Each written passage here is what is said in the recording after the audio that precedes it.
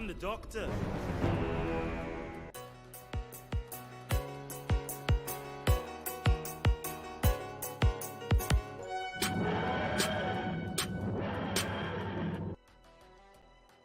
Hey everybody, welcome back to an episode where I promise you I will not be using a terrible British accent for very long.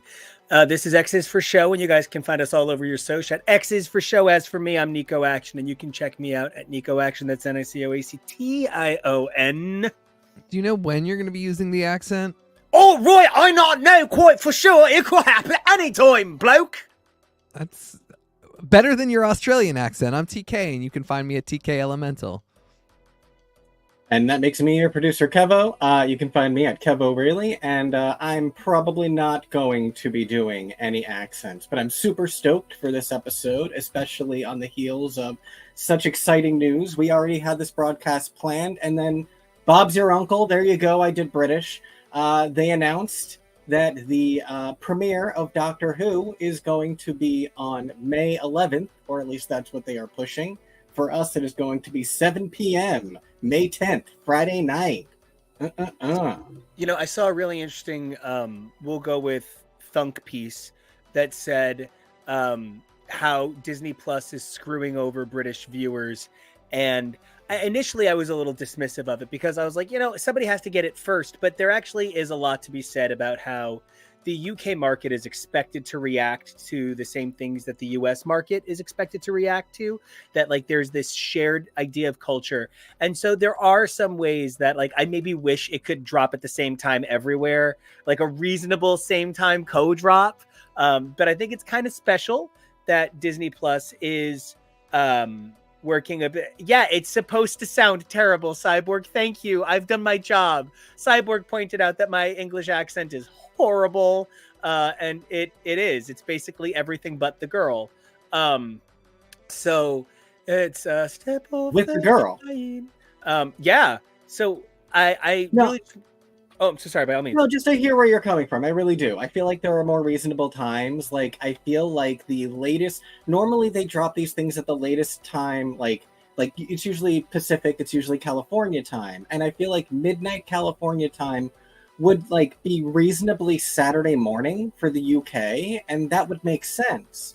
So I have to assume there is some kind of reason that UK needs to get the midnight drop.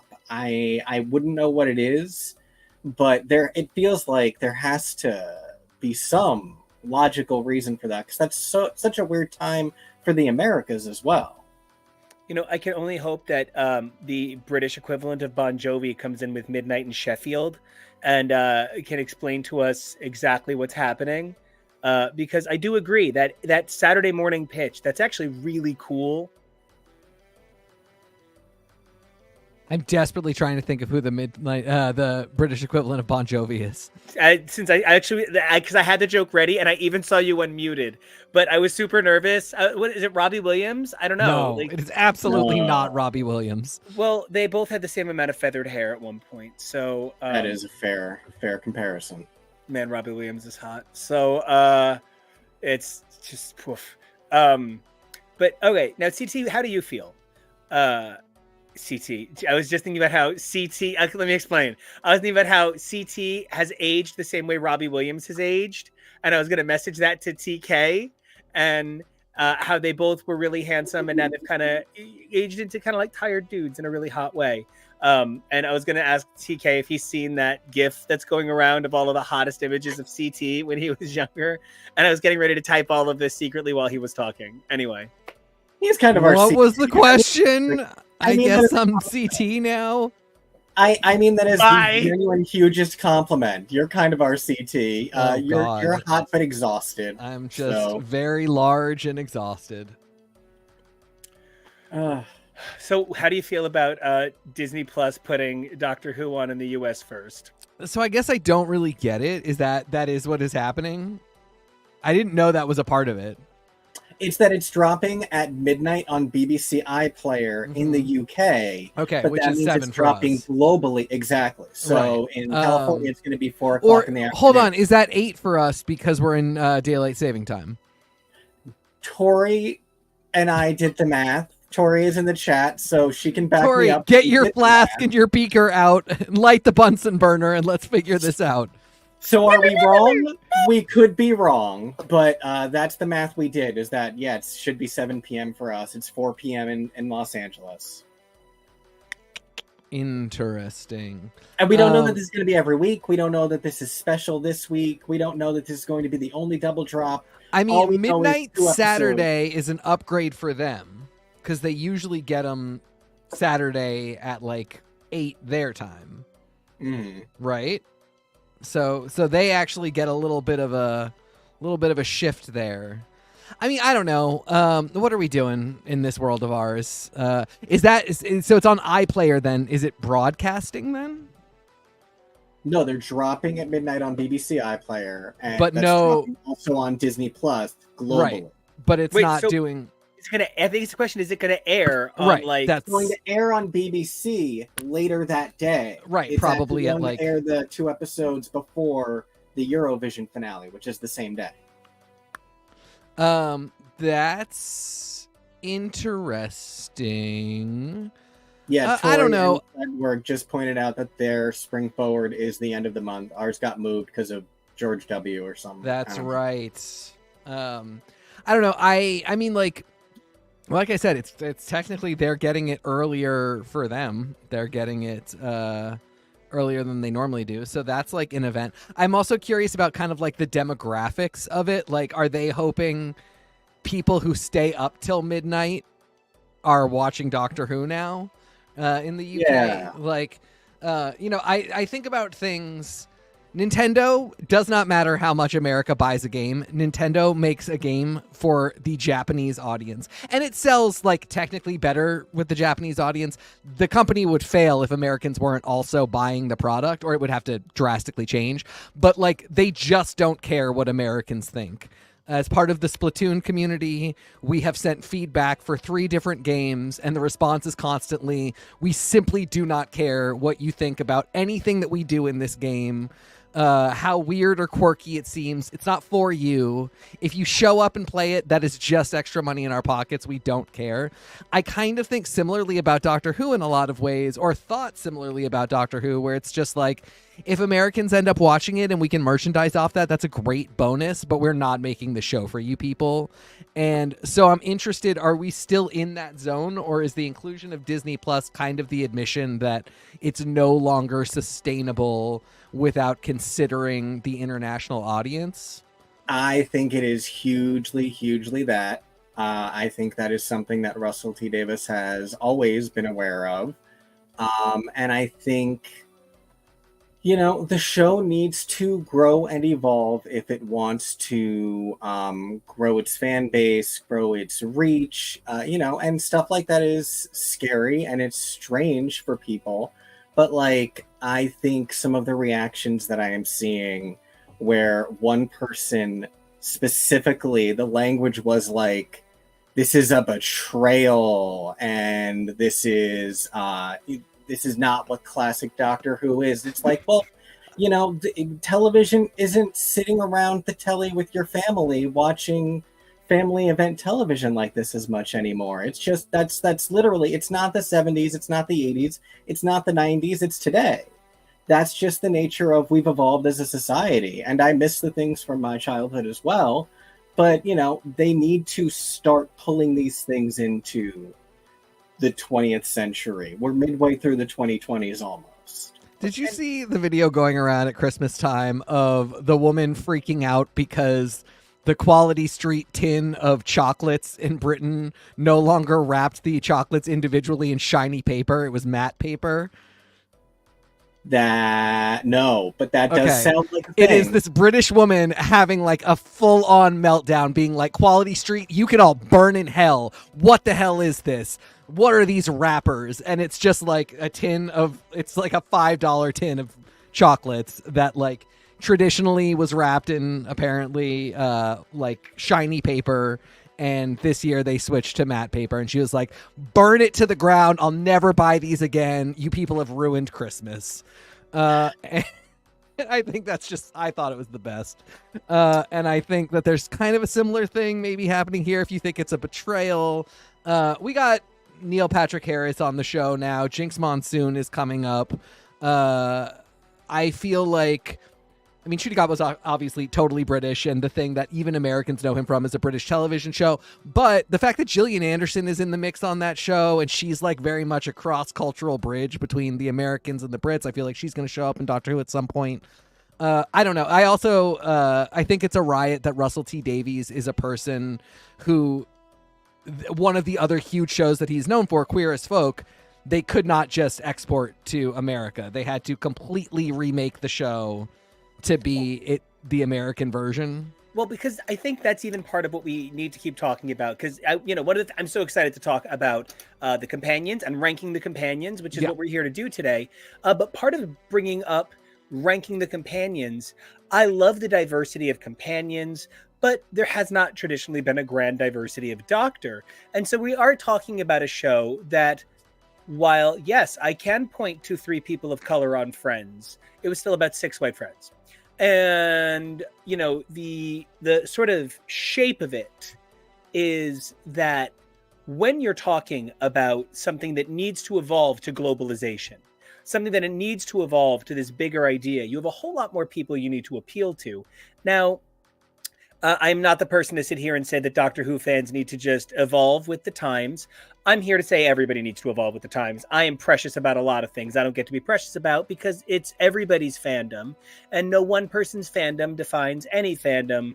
And there's a number of unfortunate Supreme Court rulings that seem to indicate that even if you're the creator, your fandom doesn't matter.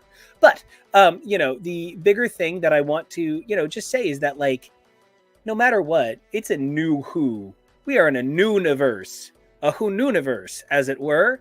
And it's kind of exciting because I think the doors have been blown open for Doctor Who to grow into something really bigger than it's ever been, despite having been one of the biggest shows in the universe for so long. And I feel like, looking back at these classic companions is such a great way to take a look at like the companions that are coming and kind of think about the things that have molded what we love about this show. And its evolution. Do you guys have any like last thoughts on Doctor Who and, the sort of Harry Weston Golden Girls-esque growing pains of being 60?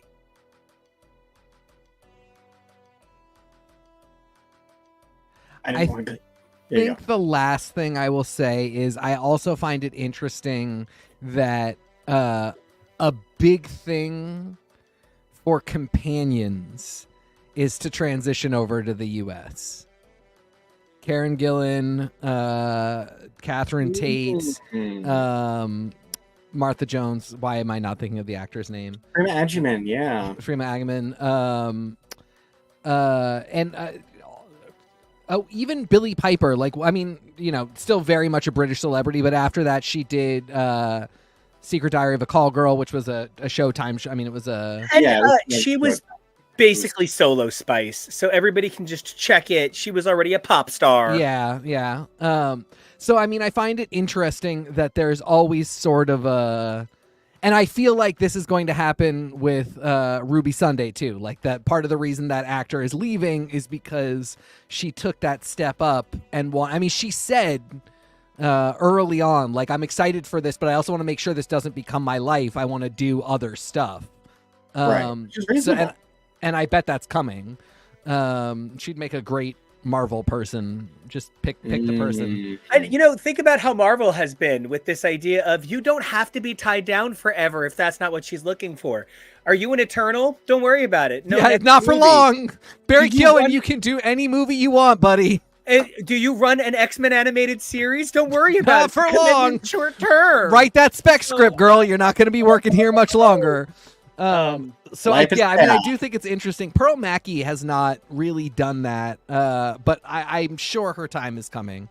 But yeah, I mean, it's just a very interesting thing how many companions have gone on to sort of a James Corden, the most beloved companion, such a staple here in the U.S., by which I mean we would like to put staples into him. Yeah, he is a late night staple. The way, the way getting sick from drinking too much is a late night. Well, existential dread is a late night staple. It takes a certain kind of person to keep going back to it once the pain has begun, and it's a sadness.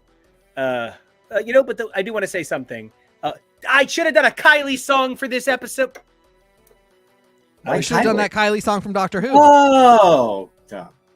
Because, and that's even it, Kevo, the fact that you didn't remember for a moment that, it's just so everybody knows, Danny Minogue, right? Famous Danny Minogue, her sister that used to be on Neighbors or whatever. This joke Kylie is Minogue, the worst already. Well, you can fuck yourself because I'm such a big Neighbors fan. For real. It's something that had older boyfriend used to live in Australia. So like he actually watched it. He didn't have to import the DVDs as an adult. So Kylie Minogue was in one of the highest rated episodes of the series ever. And one of the things to consider is, Kevo, how many lifetimes ago was that? What year did that episode come out? So was there even a Drag Race yet? No, definitely not. Drag Race started the first off season of specials for Doctor Who in 2009, when it was the David Tennant specials transitioning over into the Moffat and Matt Smith era. That's when Drag Race started. So there was none of that. Like, that is something when you go back and watch a lot of these old episodes, a lot of what Russell pushed in terms of visibility for a lot of, whether it was queer people, whether it was people of color, it seems really tame now, but like, there was no Glee, there was no Modern Family, there wasn't this stuff. Queer as Folk was a benchmark, but it was Queer as Folk, which was absolutely outlandishly sexual, or it was Will and Grace, which was, I think Will had a few cute little pecks over the course of the series. There were, jokes about sex, but it wasn't anything ever like serious. And I actually want to comment on the nature of that. There's that, and we've joked about it on air before, so I'm not even like bringing it up to be funny, but there's that really formative moment in my memory of Eric McCormick running in boxer briefs on Will and Grace, which was, while significantly less sexual, but more meant to be kind of funny, somehow more sexual than a lot of the overt sexuality of Queer as Folk for me personally. And likewise, I think that had to do with what couldn't be shown, and the nature of where Doctor Who was, where we were in a couldn't be shown era. Doctor Who started, I think, around the time of Desperate Housewives and Lost, and so many of these major shows that it didn't just outlast, it outlasted the genre. The only thing I think that has been on as culturally relevant for the same time frame is one other very significant Doctor who's had a ton of companions and sometimes isn't even on her own show, Dr. Meredith Grey. And so Doctor Who and Grey's Anatomy, they've been on roughly the same amount of time, and they're both about doctors. I don't hate this. And they both I'm here to tell you right now, Doctor Who, far less complex lore, much more straightforward. You're good to go with Doctor Who. And the science is much more realistic on Doctor Much more accurate, much closer to life. So if you want sci-fi, watch some Grey's Anatomy. If you want to know about, I guess, the universe or whatever, watch Doctor Who. Oh my gosh. And I love that they were both highly criticized white women for a hot minute there. So that was pretty great. God bless. Okay. So, it's funny though. I always preferred the robot dog from Grey's Anatomy. Let's get into the rankings. It's a better robot dog. Oh, I gotta go click on the link. We're gonna have to watch all 20 seasons to see if I'm serious. I feel like we are already starting to commit to that. We just need to actually start doing it. And I'll only watch some of the spinoffs. I'll watch the one with Kate Walsh because I'm in love with her. I'm gonna be mad it's not Maren Dungy.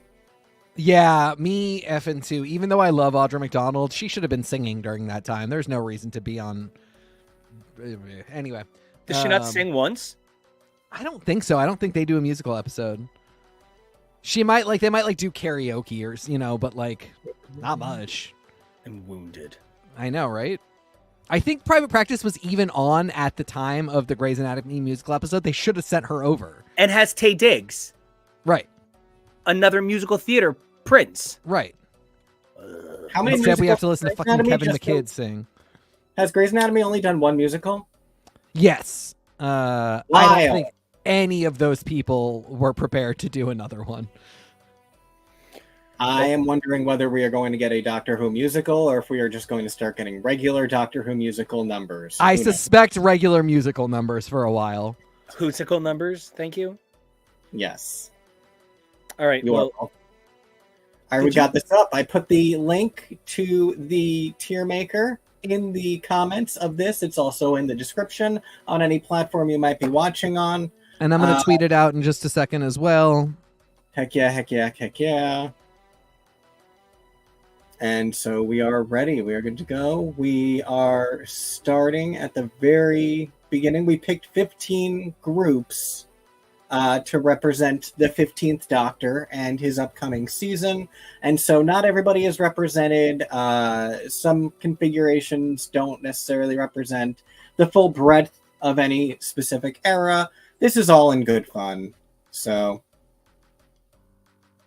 and we start, I don't want to, actually want to open the other slide.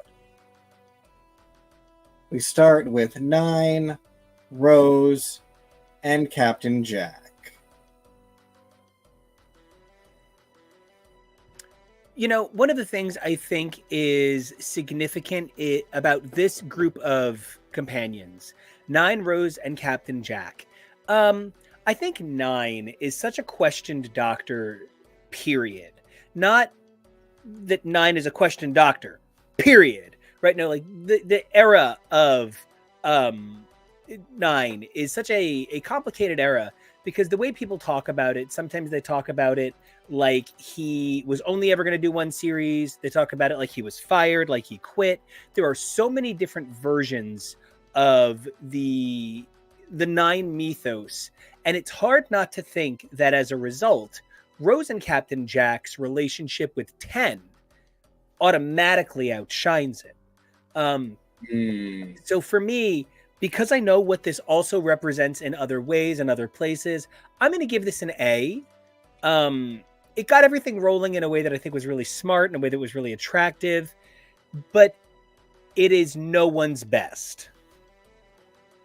I think it's also fine to say that, like, it's not necessarily, I mean, it's subjective, but there is a big swath of the community that doesn't love Eccleston. There's also lore. There's behind the scenes lore. Was he difficult to work with? Did Jack Harkness put his dick on his shoulder? I mean, you've got a dick on your shoulder. I mean, you've got a chip in your dick. We don't know everything, but I also think he is infinitely more interesting and followable to, at the time, young millennials, teen to mid-20s millennials, even younger than that for a lot of them, than any old Doctor Who companion. You're right. There hasn't been a Doctor that tested this young since Doogie Howser, and now he's on the show. There you go. So there's a way in which you're really like, this guy is a total representation of that refresh and bringing in of a whole new audience and all that. But then you get David Tennant, who just like breathes some real life into the role. You get Matt Smith, who is now, Tennant and Smith are like really like, what if the Doctor was like not unattractive or goofy? I should say just goofy. And now Ncuti Gatwa is really like, what if the Doctor was fucking hot? So that's an interesting thing to get to later. But I do think as you move more and more into the series and it develops, for a lot of people, they look back on Eccleston and think kind of like, well, this is a little bit meh compared to everything that we're going to get later. But for me, it really becomes about like, how excited was I? How convinced was I to watch this show based entirely off this dude and this group? And I'm so glad that one of your preview pictures was Jack kissing the Doctor, because I think they do a really fantastic job of establishing a love between Rose and the Doctor, but I think you genuinely have no idea if it's the least bit romantic, and it almost doesn't matter if it is. All that matters is that she loves him. She loves the traveling. She honestly loves him. I'm gonna kill you. If you're doing this all episode, I'm just gonna... Australian disco queens all fucking night. Let's go. Was she really? Yeah, I guess she was kind of a disco queen. So anyway, this what a long-winded way of saying it's an A for me. I am probably going to end up going the way of the group. They're great. I think there was a lot of potential that we didn't get to see fulfilled. And there's a lot of clunkiness that makes it very uneven, even for the era. 9, Tori, Don't Hate Me is not my favorite of the Doctors. I would have loved to see more from him. But for what exists, he was never really like my favorite. So I probably will also go with A for this one. Now, I've looked at the list. I just can't remember certain details about the list. So forgive me if I can't remember. Will I have an opportunity to vote for 10 and Rose in any other configuration? No. Fuck. Then I hate this. B. Did you say B? Yeah, I hate my vote. I don't think you should hate your vote. I have to give it a B because one of the things that I've always felt a bit about this era that I don't think I had the knowledge, the intelligent feminist friends, and the brave women who were willing to say, no, guys, the hero's journey isn't defined by his penis. For me to understand that part of what I've never liked is I felt sometimes like they gave Rose so many supporting characters because they didn't think she could hold her own in her own stories. And so I know that Doctor Who isn't about that. There's an isolation to Martha. Even with Wilf and her mom, there's an isolation to Donna. And I feel like Rose was treated like she could never stand on her own. And so I often find Mickey and Jackie superfluous. I don't feel that they always round out a team the way I would like. So while I think this is 4 of the greatest characters of all time for this series, and while I think that many of these are some of my favorite episodes of all time, I just don't know that the homogeny for this foursome hits my heart the way I want it to for Doctor Who. I am probably going B. I really like Mickey's journey throughout Doctor Who, of becoming, I mean, it's really kind of like Sokka, where he's basically insufferable when the show starts, to the point where you're like, maybe I can't watch this because this guy sucks. But the whole point is he's got to learn. He's got to get dumped. He's got to end up with Martha, which is weird, but whatever. Shooty Gatwa is the Doctor now. So it's still really difficult to watch a lot of the Mickey episodes. He is a little bit insufferable, and it's sort of, I don't know, it veers into weird territory where it sort of feels like Davies is really caught between the world of writing for much more old school television, where men are oftentimes insufferable but still at the table, and writing the great queer TV that he writes. It feels like we're waking up from whatever fever dream the Xander type was that was worshipped for so long, and the Seth Cohen, the that sort of thing. And honestly, Jackie is the same way in like, aren't old crones so henpecking and obnoxious harpy?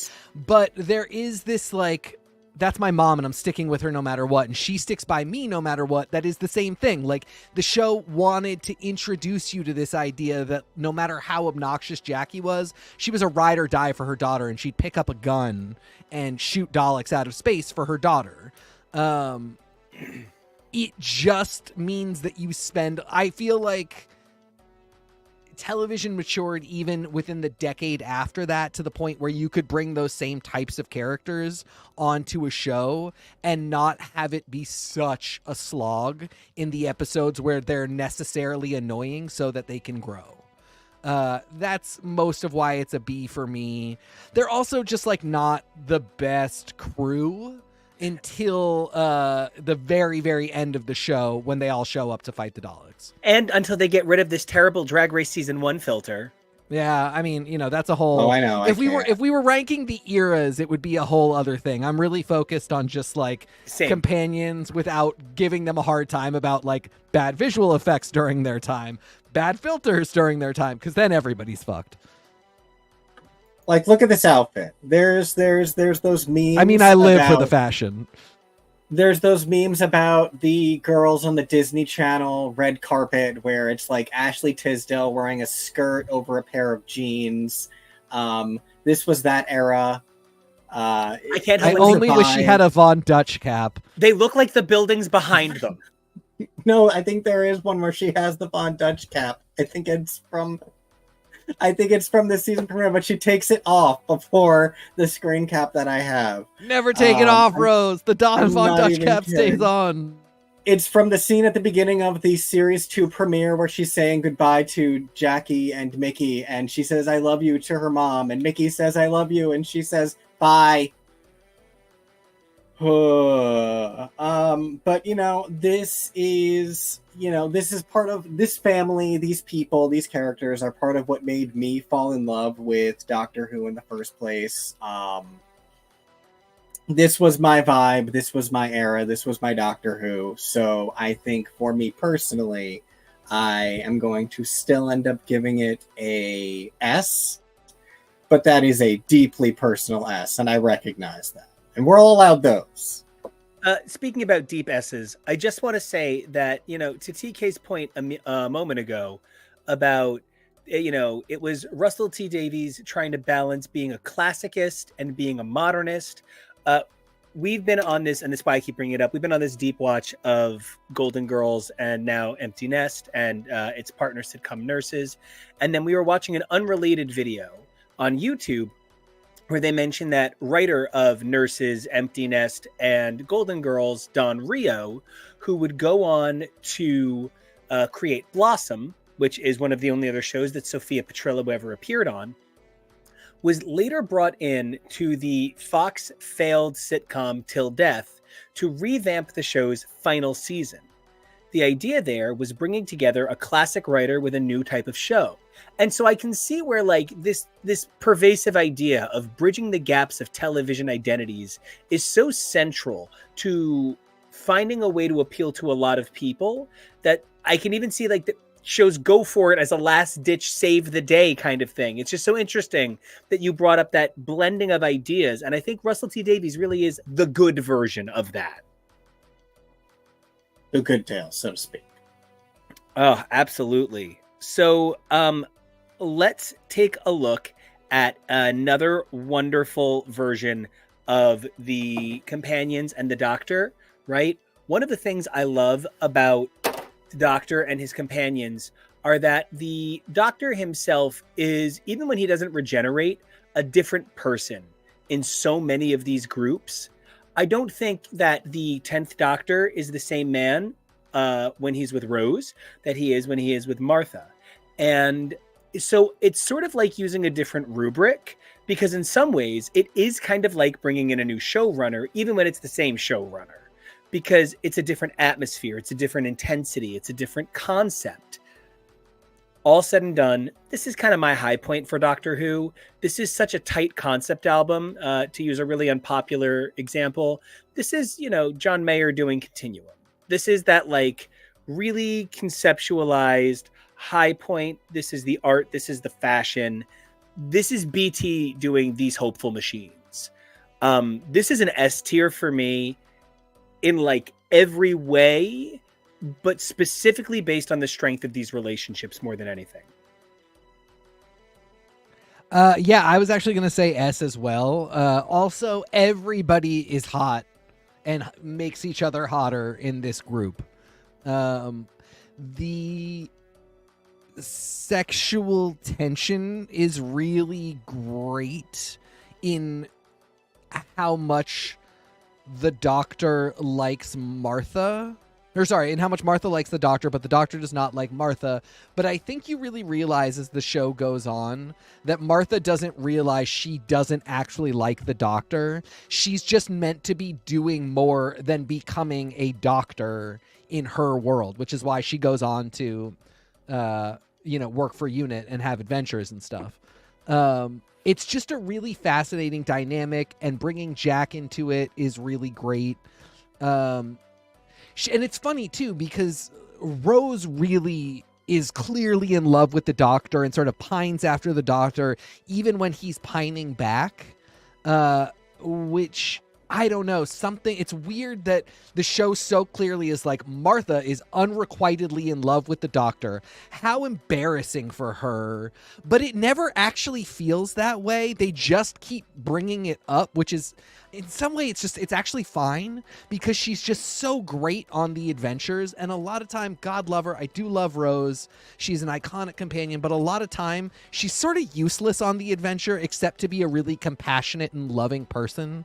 Where Martha is really like, oh, we're all about to die, I will get us out of here. Martha's the Beverly, Rose is the Deanna. Yeah, I mean, yeah. I do see it, although God love later seasons Deanna. Later seasons Deanna is here to tell you what it is. And crash the ship. She was really trying to get him out of there, man.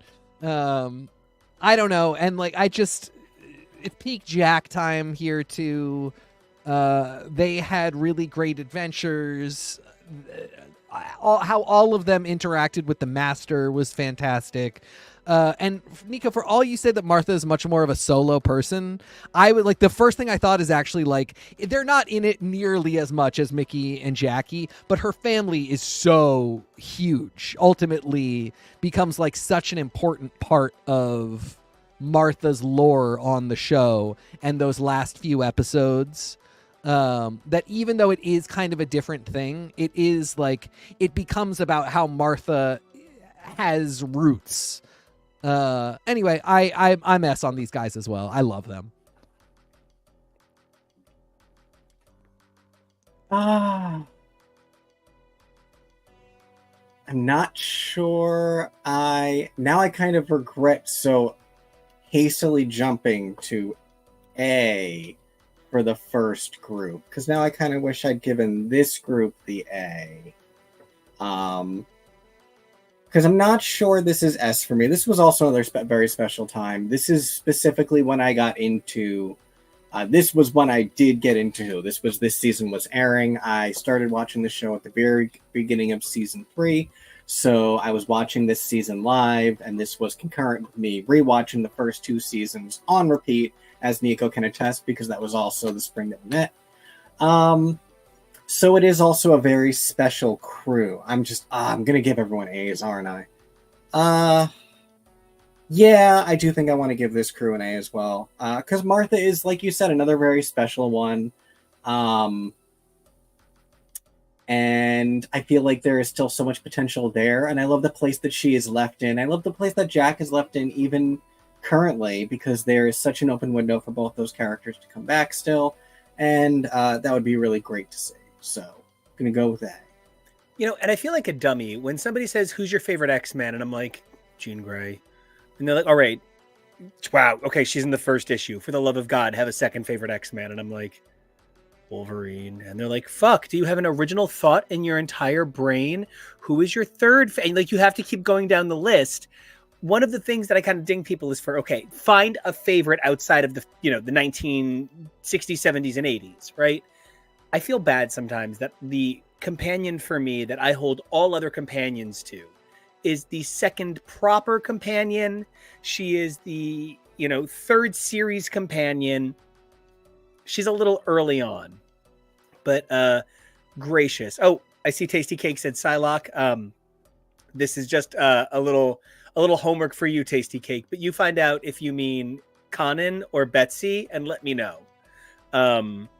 And yes, the correct third answer is, in fact, Rogue. Rogue is the third best X character of all time. I recently sobbed on air about it. How she's the heart and soul of the X-Men. And that's why her saving Xavier meant everything to me in the Hellfire Gala. Tasty Cake, I really appreciate that you accidentally ate some of your own cooking, but if you could stop the face on air, that would be great. No. This time I'm TK, not Tasty Cake, who you called. Oh my God. Jesus Christ, I'm having the worst day. I quit. I can't. I'm CTTK, Tasty KKs. Good night. That's great. Okay, the Torchwood Cardiff crew. I love this show. I love these 2 seasons. Man, is it a bummer that this just like goes off the rails, but then it's on another track, and you're like, then it goes off of both tracks on the entire. Anyway, but the first 2 seasons of this show are absolutely, for me, very fun. So horny.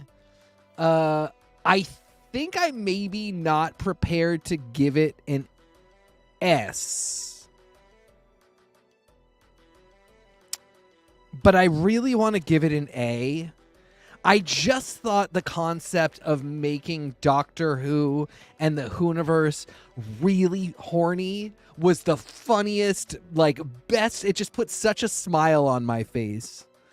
I found it so novel, which is horseshit on my part because I was just getting into all of this at the same time. I had no right to be doing that, but I was like, after my 6 months of watching the rest of the show, I'm so tired of how child friendly it is. I agree. You know, the child friendliness. So okay, Tori Sheehan always coming in with all of my feels. If you're asking me what character in this whole series is the only reason the whole show gets an S, it is Gwen Cooper.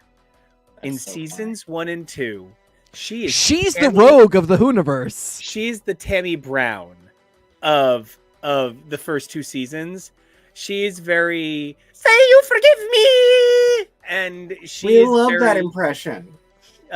She is dosing her husband with memory juice. She's literally doing the Willow forget thing. Like, it is so bananas. And then in season 3, which best season of Torchwood for me, she is. I do not care for the first 2 seasons.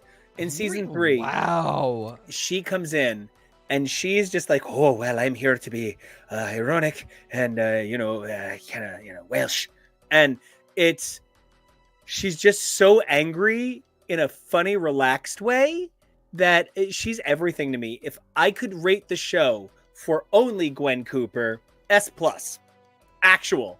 Whether it's because she's the worst part of the show or the best part of the show, she is always an S+ for me. She's always the best part of the show, let's be clear. Clearly. But whether it's because she's horrible or because she's amazing is... Yeah. Bern Gorman's character and portrayal are literally hard for me to get through. He represents a very specific kind of angry screaming that I think is reserved.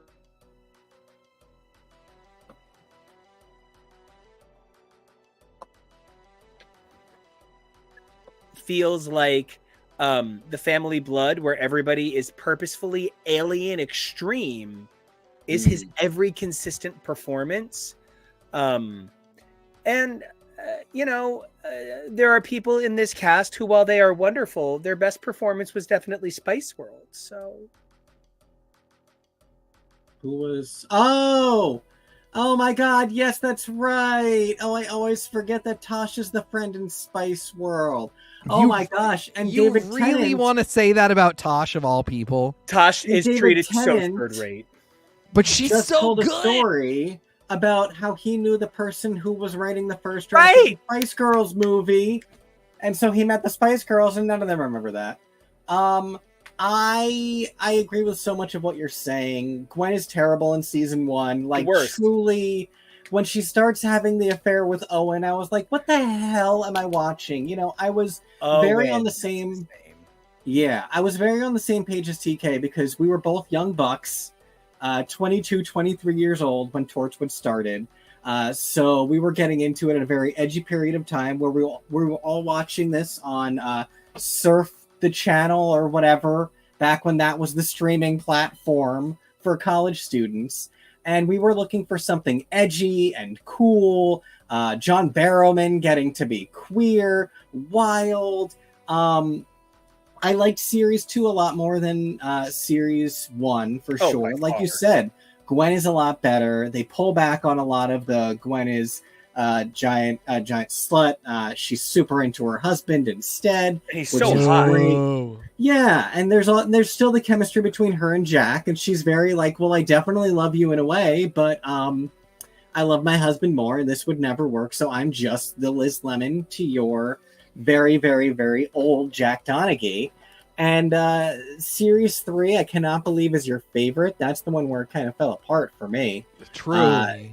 And because again, we lost all of this team. This was such a weird show where we only had what is thought of as the true dynamic Torchwood team for these like first 2 seasons. It's so and I weird. even was okay losing Tosh and what's his name. Like, I didn't love that because I did like all of them, but I appreciate the Torchwood was very much stakes. Like, anybody could die.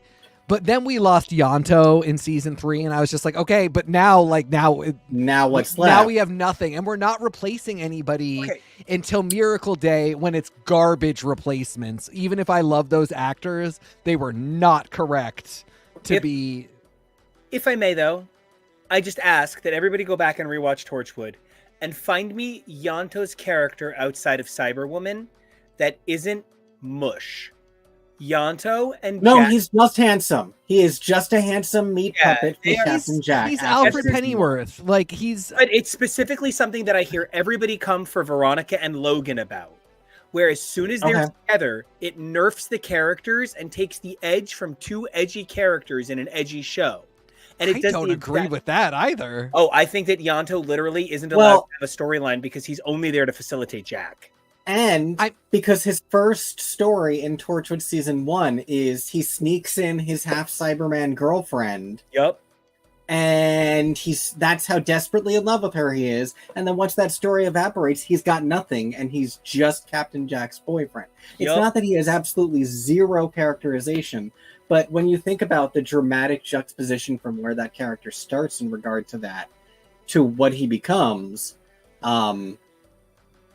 I feel like it's weird. If there had been a 3rd season that was a standard season, we could have gotten more character growth. Children of Earth is so weird, man. I like better than Miracle Day. I mean, Miracle Day is a fucking disaster. It's unwatchable. Never finished it. Kira Nerys. Kira Nerys is great. For a second, I thought you said Tyrese was in it, and I was like, he is not. No, but what's his name is Mekhi Phifer. Oh yeah, he is. But he's not good. He's very fat. Is it Kate Bosworth is the other one? Yeah. No. It's from 6 Feet Under. Rachel, the daughter. Lauren Ambrose. Who we love. She's in it too, but there's a blonde lady who is maybe gonna do Torchwood stuff. I thought that was her, but yeah, no, you're right. Hold on. Oh no, it's Alexa Havens. That's not at all. That sounds like a sci-fi show from the 90s. What? Anyway, I gave this to B. I think you maybe convinced me to give it a B too, because I have some A's and some S's to give, and I shouldn't go too crazy. But I do really love this crew. Gosh. I'm debating between B and C. I want to look at the other ones. Don't give him a C, Kevo. Don't do it. The Bannerman Road Gang is next, Kevo. Don't give these people a C. Well, the Bannerman Road Gang is giving a good grade from me, so that's part of it. Let's keep moving. Give these guys a B. Put them out of their misery because most of them are bottoms. Okay, real talk. I'm giving these people a C. I love Sarah Jane very much, but I did not enjoy this. I did not enjoy the show, but as somebody who was adaptively trying to break into writing for youth audiences, our comic book Kid Riot is originally all ages. It gets up there a little bit more with the themes and adult concept. It's tweening up, though. It's tweening up. And the mistake the Sarah Jane Adventures made is there isn't a sellable factor here. Sarah Jane isn't a sellable. No one new is coming for Sarah Jane. And by virtue of it being the Doctor Who Old Lady spinoff, no one new is coming for it. And so I find myself in a unique position where I would love to give it an S based on the merit of its autonomy. But I am forced to question the validity of the experiment, where they repeated it so incredibly poorly with Class just a few years later. I'm going to give this an A, but so much of that A is because I really love this family. I really, really, really love and appreciate your use of the word experiment, because that was something I wanted to make a point about with Torchwood that I lost track of. But this is the other half of that experiment too. This isn't just an experiment in further Doctor Who content, but like to have a show that was targeted so specifically at adults, and then to have this show that's so targeted at children, because Class is a lot more actually Torchwood than it is Sarah Jane, which is why I think it's actually funny that it debuted on the 10th anniversary of Torchwood. It's like Euphoria for the Sarah Jane adventures. Yes. Okay, no, that's even fair. I'll give you, it's Euphoria for the Sarah Jane adventures, but it's not. Class is a lot less this, which was, there's a reason that these Thaveen were relegated to Sarah Jane, the fart monsters. This is very Ghost Rider to me. Yes. And I don't like the thing I love about Doctor Who. The original songs from Ghost Rider, because I remember the original. You gotta believe and reach for the sky. I'm ready to go, you guys. All right, let's do a Ghost Rider episode. Jot down some notes, and you can start producing it after we end the broadcast.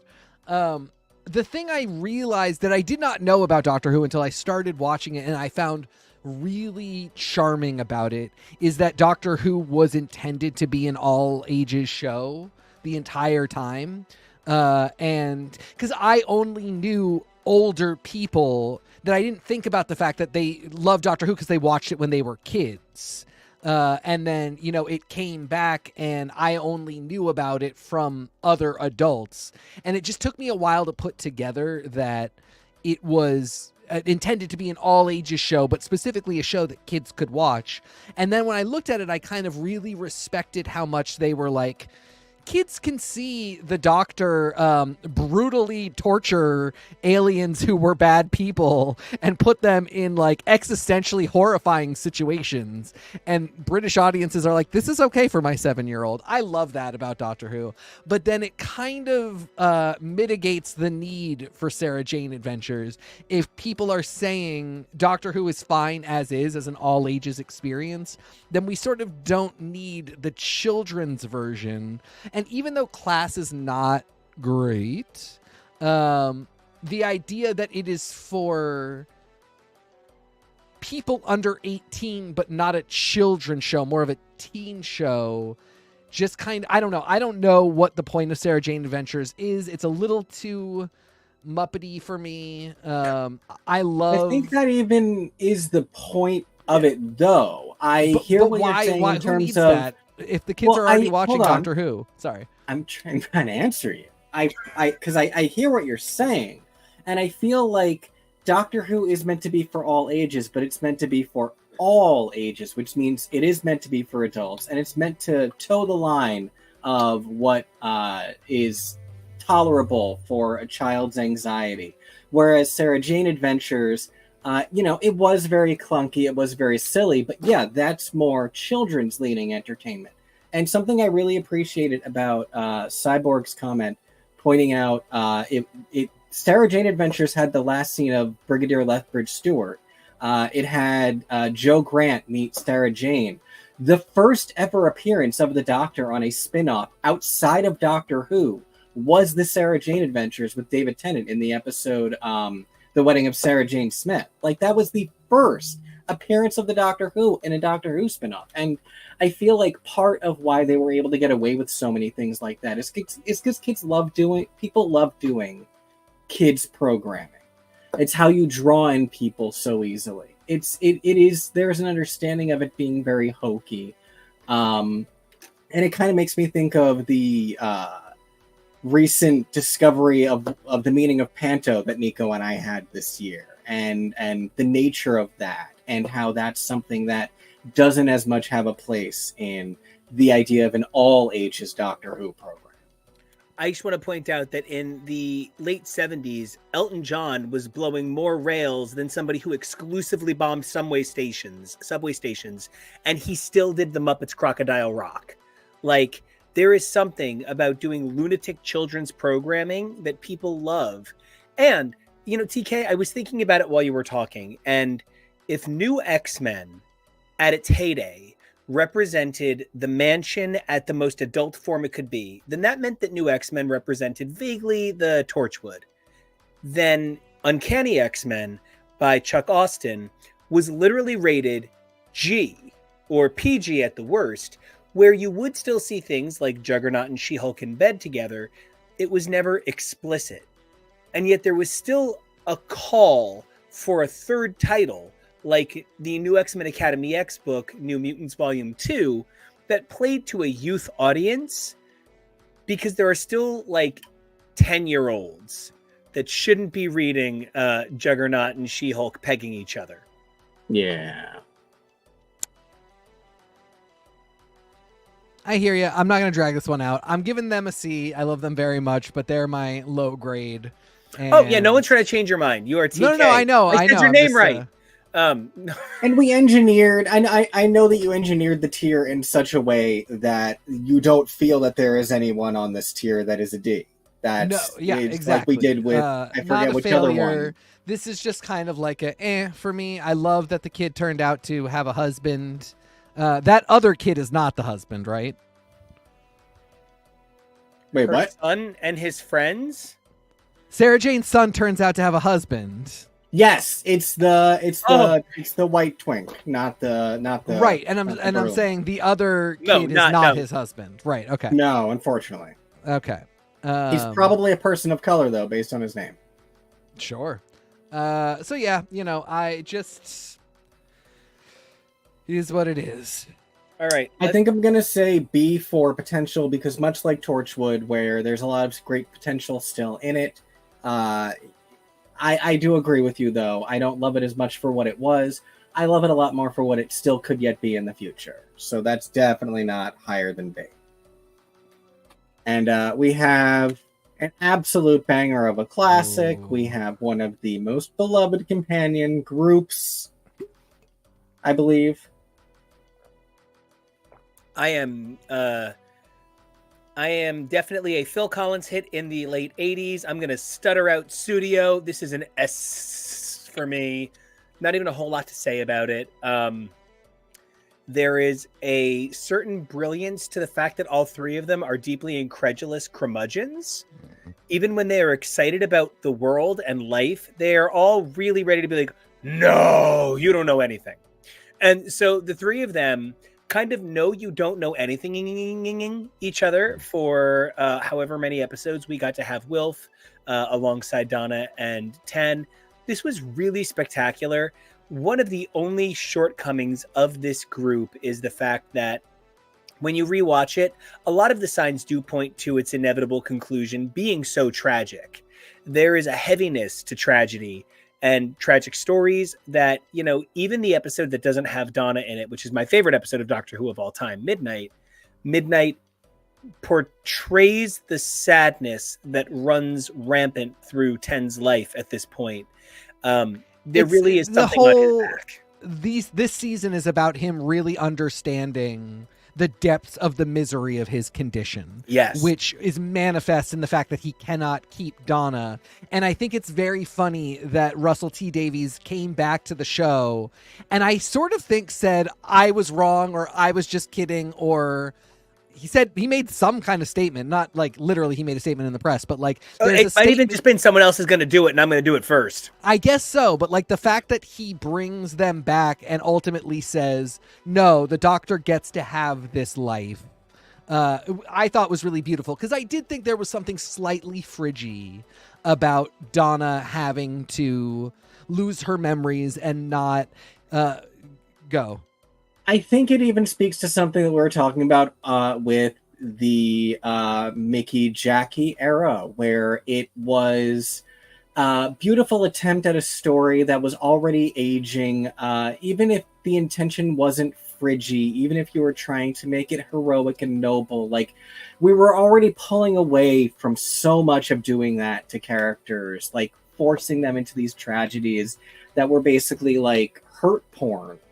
And I would have really liked it if Donna knew what was coming, and if she said, I would have liked it if losing her memory and leaving the Doctor somehow saved the world, and she said, do it. Do it to me. Because I want to make that sacrifice, rather than him saying, I'm going to paternally kind of save your life. Anyway, it all gets retcon fixed with this latest batch of them together, which I love so much. This is an S for me as well. I thought for new audiences, for people like us who started with New Who, getting a companion who was a big sister to the Doctor was such a fundamental shift and a novel thing. And it's fantastic because, of course, she's not a big sister to a 900-plus-year-old man when she's a 30s-ish woman. But Catherine Tate's energy to David Tennant is big sisterish, and that's such an important part of Doctor Who dynamics is no matter how old he gets, Matt Smith just gets exponentially older throughout he is thousands of years old by the time he's done rather than hundreds, and yet he is always a boy. And we're going to get to them later, but the thing with River and the Doctor is she's a cougar on him all the time, and yet sometimes the show has to stop and say to you, River is a baby compared to the Doctor. Exactly. He moves mountains and she knows nothing about that. And so this is the first glimpse we get of the power of that type of relationship, rather than just, we're two mates or maybe more than mates, out in the universe together. And it's just so cool and special. Whenever you say their name, the first thing I think about is them doing the pantomiming about what he needs to get rid of the poison. Harvey Wallbanger. That was Harvey Wallbanger, one word. And it's just, they just had such a great dynamic with each other. And, I was kind of finally proved right about the brother-sister thing when he essentially becomes Donna's daughter's uncle. And that's it. They are brother and sister. I just think this is such a great era, Kevo. I remember watching this with you on our college program. And just like there was a special here. There was like a magic. There was you knew this was different. And I don't know if it's just that she's in a suit too and looks just as smart as him or what, but this was special. And it's really funny. Like I said, I got into Doctor Who with series 3. So this was my first time waiting for a season.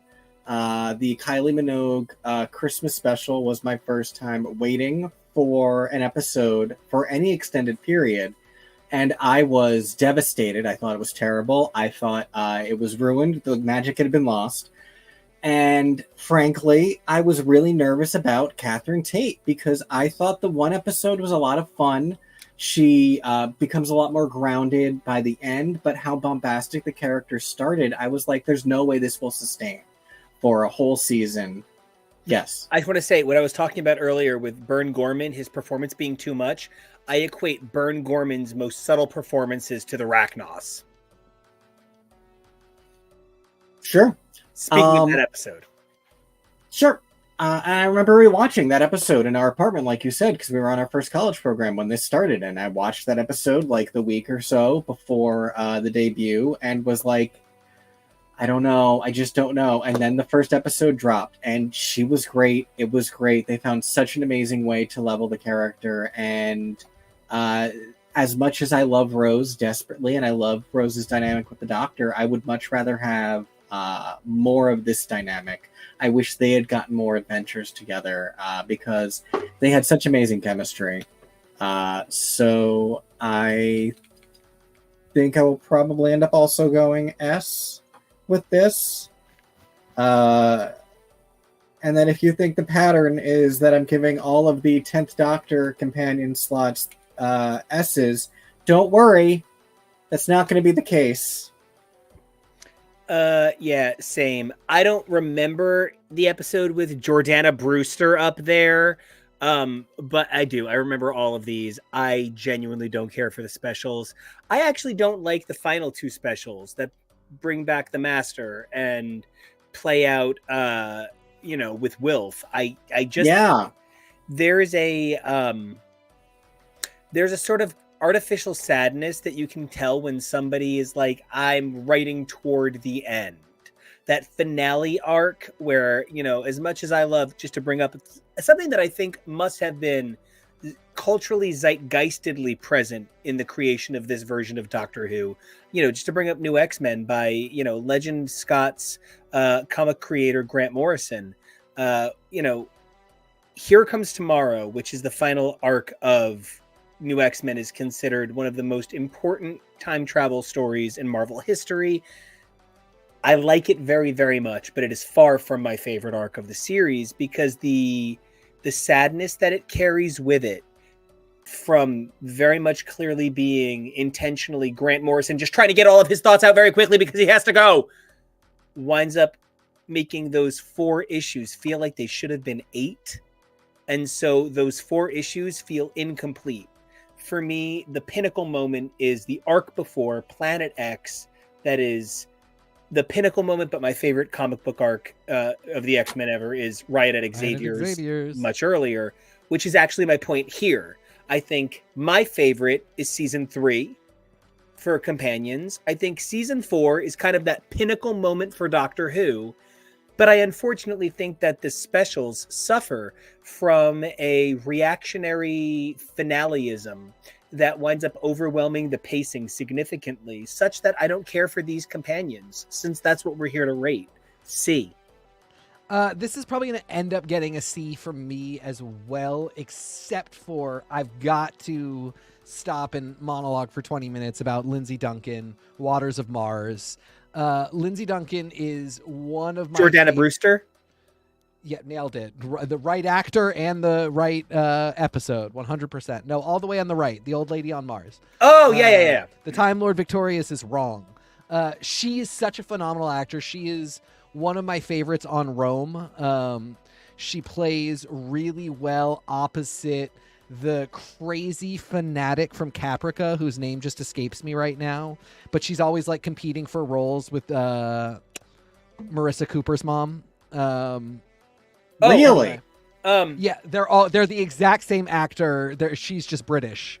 They look so different though, but I feel you. I feel what you're saying. Anyway, she's fantastic on Rome. She's really fantastic here. And Waters of Mars is the one I think that has to happen because it really establishes that the thing we were talking about before, the existential horror of the Doctor's condition, is rotting him inside a little bit.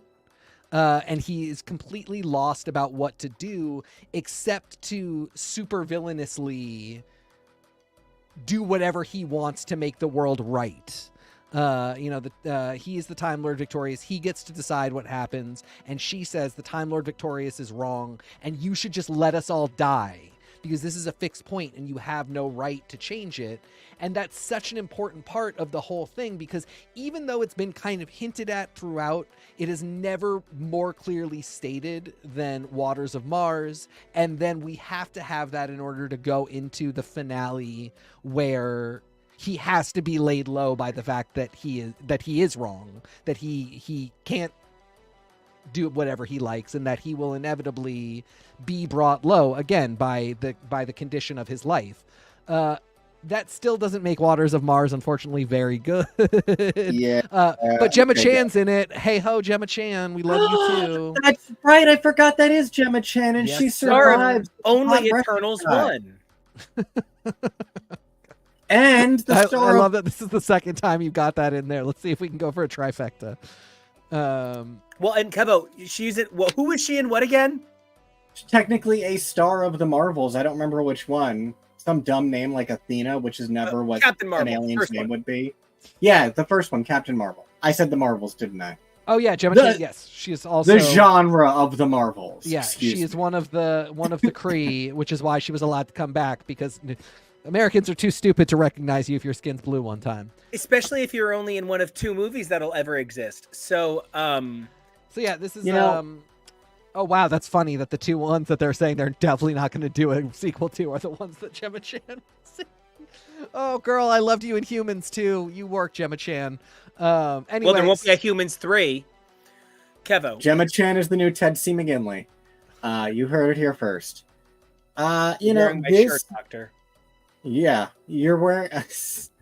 This was such a rough transitionary period. I feel like the machine could have broken because this was around the same time as Torchwood, which was also a controversial season.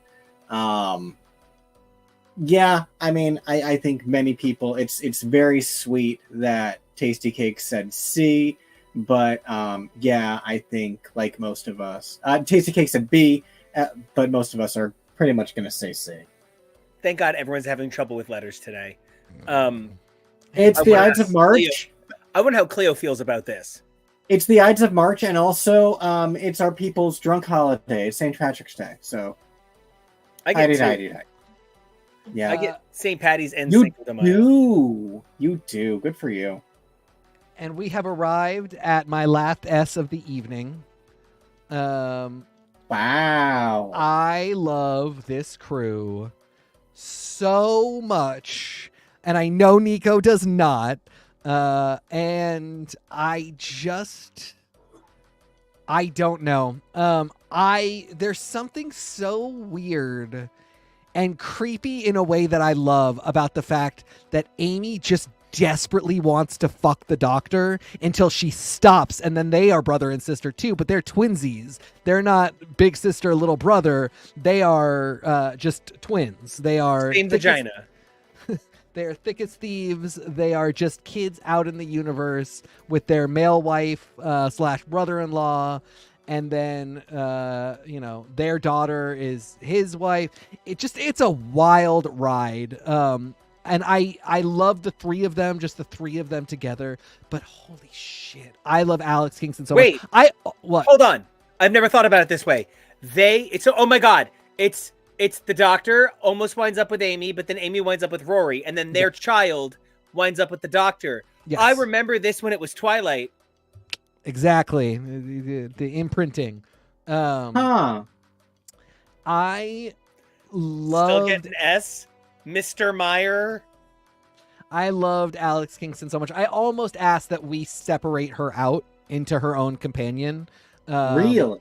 Yeah, I actually, now I'm kind of regretting that I didn't. Even just to do her and Capaldi, which is literally the only time I like Capaldi. But I love her so much. I love her chemistry with all 3 of them. I love her most, I think, here, but it's tough because that episode, her last episode with Capaldi, makes me weep like a stupid baby. I can't say enough great things about them. I know I might be alone in this. I know that there's a lot of shark jumpery for a lot of people when it comes to Doctor Who and these 3. But I love them so much. I give it a B. It's fine. Yes. Good for you. Nothing wrong with it. The characters are good. The acting is fine, but it just kind of plods along while I'm bored. I think that it's lovable. It's really lovable. I liked my 2nd semester of college, but I didn't love college till I met this guy in my 3rd semester. So, like, it's fine. Kevo, B2? 2B? I am probably waffling between A and B right now. This was a really weird, scary transitionary period for Doctor Who. I almost quit at the start of 11. I hated the Star Beast one. I hated the Technicolor Daleks. It was somewhere around, of all things, the Doctor firing off a gun and the Weeping Angels episode that it kind of turned a corner for me. And I really came around on Series 5, and I was super excited for Series 6. And then Series 6 really, really, really, really, really let me down from the very beginning. Because the Doctor was never going to die. And it built the entire season mystery around, oh no, the Doctor's going to die. No, he's not. So much no, he's not. fakery, you'd have to kiss my muffin top.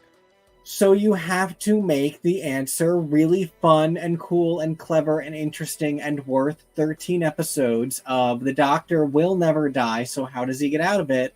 And it wasn't worth my time. That's not the character's fault, though, because the characters gave a lot of really great stuff in that season. It was just that mystery tainted their entire season for me. It's sort of like how I wish there was more Donna just for loving more Donna. A lot of Amy and Rory's time is polluted by a really dumb story for me. But their final season, they're a little truncated. Those episodes, those were really cute. They're really great characters. River was always a really fun, interesting character. I would love to see more of her time with 12. I don't know if I'll go with A. Well, and I just want to say that I am very specifically so incredibly positive on the Weeping Angel.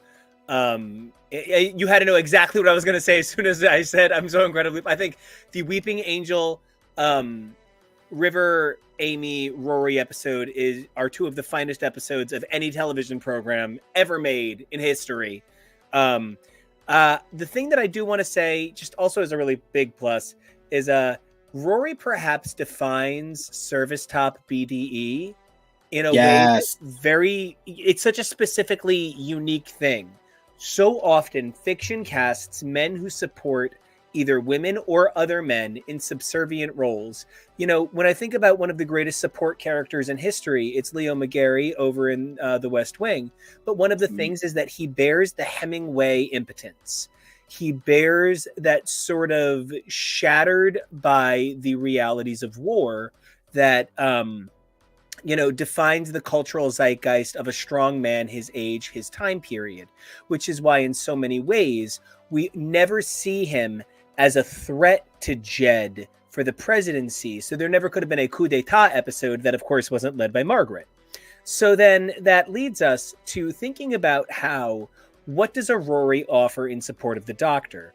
Also often so often and all too often, which became also often, a Rory is essentially just a back on which the Doctor would fuck the beautiful woman. But instead, Rory is such a powerful, beautiful man capable of support, a powerful form of masculinity that is in many ways gender free, but because of the role he is playing to these characters, a man who says my wife would have always been told she has to be second because she's a woman, but I spend my life making sure she knows she's first so that there's one place in her home she never feels second in this world. And like the levels of dexterity that are played into this character are so unique and one of a kind in television that I think we should have some sort of like Rory trope for him, and also a separate Rory trope for when you are the really obnoxious daughter of the best character ever. I think one of the best examples is when he says Melody Williams, and she goes, is a librarian. Melody Pond is a superhero. And he just shrugs and goes, yeah. There's basically no world in which your child isn't automatically named the father's last name, and it's not even a discussion with them. And, there's a lot of it, but that's really the best one where it's not even like, oh, really? Again? No, he just goes, yeah, okay, that's totally fair. And that's... It makes me think of earlier when we talked about Torchwood with Reese and Gwen. Yeah, where Reese is very male wife. And at first, in the first season, you're kind of like, why the hell is she even still with Reese with the way that she keeps going? Like, how horribly. In the first season with Amy and Rory, you get that they're telling a story of jitters, but like by the end of the first season, I don't think there's any question of their dedication to each other, not just him.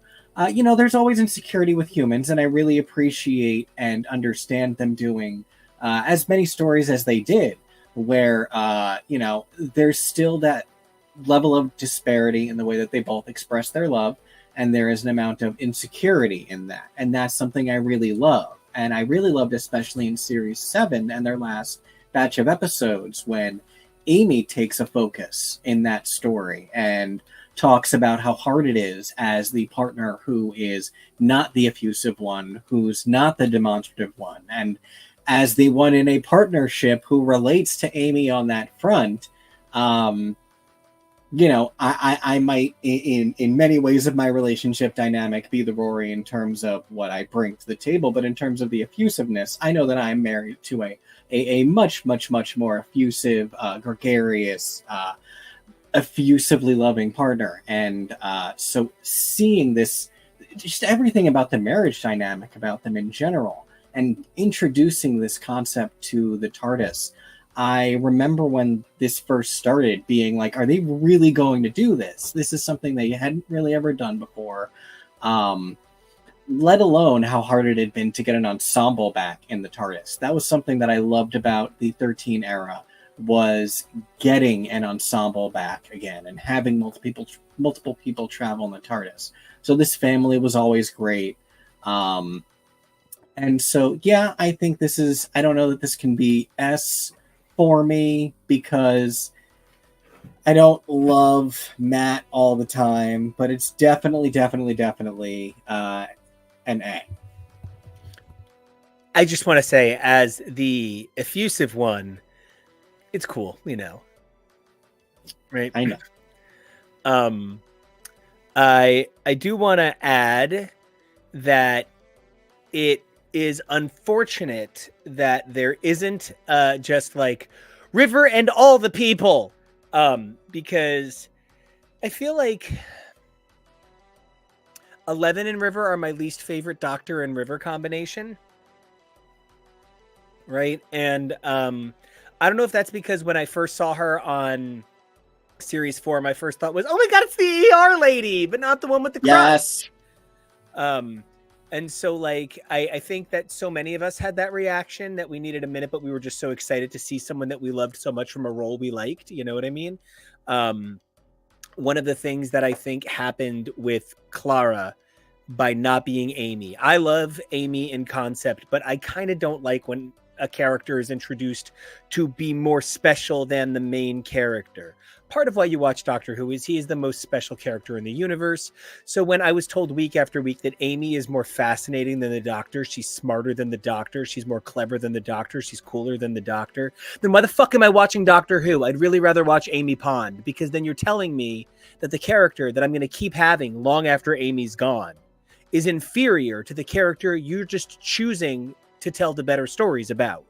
And like, that is a way that I feel about when a writer comes on to X-Men and their original mutant that we know no one is ever going to use again, Annie Ganazakanian from the previously mentioned Chuck Austin era of Uncanny X-Men. Spell that. What? That's the problem. It's so hard to spell. It's like trying to spell Bjork's last name. TK, don't do it. I don't think it has a T or a K in it. I'm kidding. It has both. So I think that the bigger point here is that I'm trying to get at, if anybody could ever help me find it, please, for the love of God. But the thing that I'm driving toward is I felt like Amy Pond would have been a character I would have followed to hell on her own, regardless of being the Doctor's companion. Making her the damn it, I thought that the second D was a K. Damn it. Okay, well, it's fine. It's actually not. I'm so sorry, Goddess Bjork, who really is got to be a Doctor Who creature at this point. But Amy, too fascinating to just be a companion. Clara, wow. They started at what's a companion? Great. Now, what can she become? And I love Clara. I hate Clara with 11, but I love Clara. Oh, I love Clara with 12. 12 is my Doctor. I love 12 so much. He's my, oh my God, 12 is my Doctor. I love him so much. You know, the fact that you're making such a cranky face is exactly what I mean. I love 12. So, this crew This group gets an A from me. I think part of the problem with the Paternoster gang is, part of what I've been trying to get at this whole circuitous amount of things I was getting to is that there are so many characters in Doctor Who that are so incredible. But they're incredible because of the gaps we get to fill in. Like Tasty Cake said earlier about his love of the Big Finish audios. They fill in a lot of what's not there.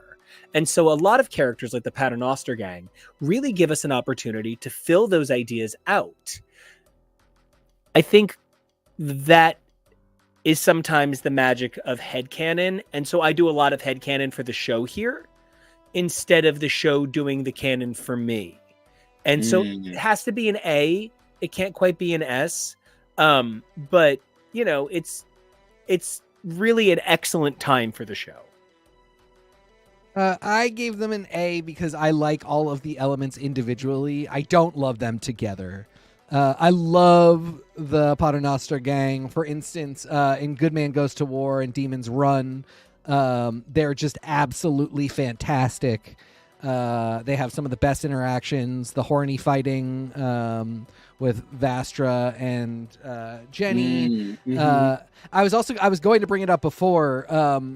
Rory, I'm a Nurse with Strax, where Strax and Rory are very similar, and Strax yet is my dream man. Strax comes from this warlike race and doesn't have the confidence of Rory, who is apparently this weakling compared to everybody else, and also a nurse. It's a beautiful reflection. It's so great to have them around. The fact that Jenny is very much a Yonto type character, wherein she's kind of the Alfred, the butler that can use a gun. It's a trope that I really enjoy. Anyway, I love all of them. I love Clara. Nico, everything that you said about Amy, I think about Clara. The show immediately is she's so interesting. What is the mystery here? And then it just kind of, for me, fizzles out. How do you build on she's a Dalek? I mean, yeah, and they never really found a way to that.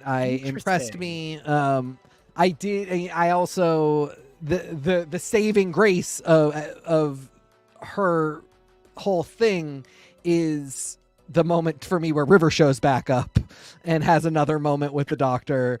And so, I don't, and then I cry at Doctor Who too much, given how rude I'm being about the show.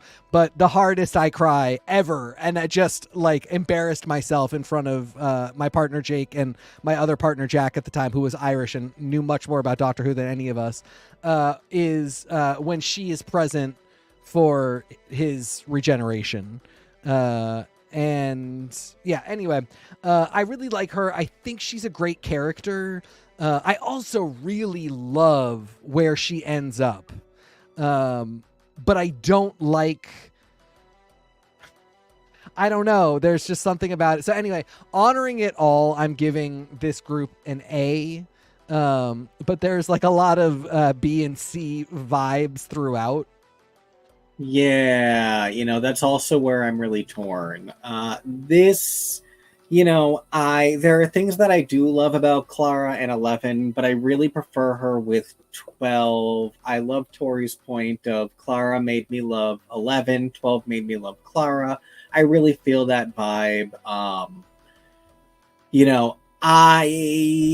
Clara is, I feel like, just such a fascinating character. And I think both she and Amy are arguably exceptionally magical, special girls in so many ways.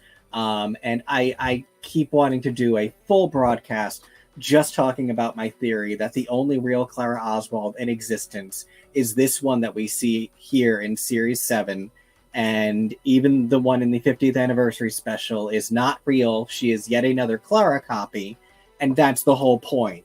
That was her whole purpose, was for that. And it's a fascinating story, but so complicated, so weird, so heavy, and so much to do in such a short amount of time, especially when there is a quote from Neil Gaiman talking about, Clara was just supposed to be that governess originally. But then like something happened or something, like, and so they decided to do the twist of her with the Dalek, and then from there figured out the other stuff. So, but like when I was asked to write Nightmare in Silver, she was just going to be the Victorian governess, and it changed. So like that adds a whole different layer to the mystery in all of these episodes. So I'm probably going to go with B, which is a very loving B, though. Sounds like some unclarity. Why are you my remedy? Right. Then you can be the remedy and I can be the enemy. Speaking of the enemy and abandoned, I feel very much like 12 Clara and Danny. So Danny is too far by hot. No, too hot by far. That's the one. And I think Danny is super cute. I love these two together, 12 and Clara. But part of what happens with Danny Pink is he really winds up representing an awkward trope within Doctor Who, which is we found room for a person of color in a tertiary role. And it's so unfortunate that it is a really long time between major people of color on the show. It's Martha Jones, and then we don't see a truly dynamically major contribution from a character of color until Bill. And it winds up being a little too unfortunate that then the interim moment that we get this character who their purpose in so many ways is sort of like, what if the Doctor's loss of Rose had been as serious as the kind of other side of the wall fears they'd had? He literally dies as a result of the Doctor's doing. Now, I think, though, that one of the things that this also does call into question is how we're all so cute about Missy. And Danny is definitely a result of Missy's mischief. And, you know, it is a complicated thing. So as much as 12 and Clara are my crew, and I think Danny is a great character, I think overall what it winds up representing to the franchise and what it winds up representing as the deficiency of the franchise, I'm going to knock this down to a B from the A I would have had it at. And I'm going to go from the B to the C that I would have had it at. I don't like this group. I think there's a weird... So first off, I really do not enjoy how... I don't know quite what the dynamic is between 11 and Clara, but it is not really romantic. I think there's this thing of like, I'm the Doctor and I'm Matt Smith. Of course, with all these, everybody wants to fuck. Like, of course, there is chemistry. He's Jeff Winger. It's called chemistry. I have it with everybody. Oh my God, you just keep naming people that I have no chemistry toward.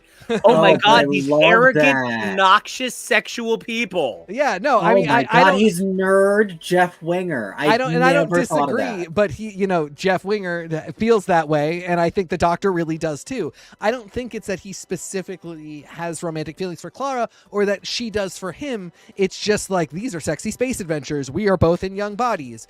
And then it just turns into something weird when it's Peter Capaldi. Not that old people can't have love too. The show just wasn't... Moffat wasn't prepared to talk about what's going on here. Like the fact that the body is not the person, and that yet somehow the Doctor is a boy when he is regenerated. Like these things are getting kind of pointed to, but it's such a bigger discussion than that. And so it's so uncomfortable when the series starts and he's like rabidly horny for her and he has to call himself to tell him to stop, or he has to call Clara to tell him that he's going to be weird. I don't know. It just made me so uncomfortable. And then Danny shows up and the two have kind of a dick measuring contest, which I don't really enjoy. Nothing about this excited me until Clara dies Everybody goes off the rails. It turns into something mega hot. 12 and Clara is smoking hot. I love this for Tori and Nico. I want you to go have an adventure with all this. For me, all I am wanting this whole time is for 12 to go to River. And that I get that is like kudos for me. I lived my best life. I could not have expected to get an ending from a character I basically didn't enjoy and didn't get as the one for Clara, which is like one of my favorite endings for a companion of all time. And I just love the concept. You know, I love that she did die, and we had this moment of the Doctor going dark again and doing all this stuff. And then Clara just being like, I'm my own basically kind of Time Lord now. I'm stuck in this thing. I can't die while I'm stuck in this thing. And Arya Stark, let's go on adventure. I'm bummed that this series did not get picked up. Not that there was ever actually a series, but the two of them, so good. There's so much there that I really like. It's very. I'm always waiting for them to come back. I really hope somebody does it. I think they'd be great against Judy Gatwa. But they're out there in them and Georgia Moffat as the Doctor's fucking daughter are still out in the universe desperately needing to be addressed because it's too insane that it happened. But all of that said, I just did not go for this group. You know, I hear what you're saying, and I genuinely appreciate and agree with everything you're saying in terms of like their dynamic and how there's a lot there and a lot to unpack. I appreciated what was portrayed, but there is really something to this.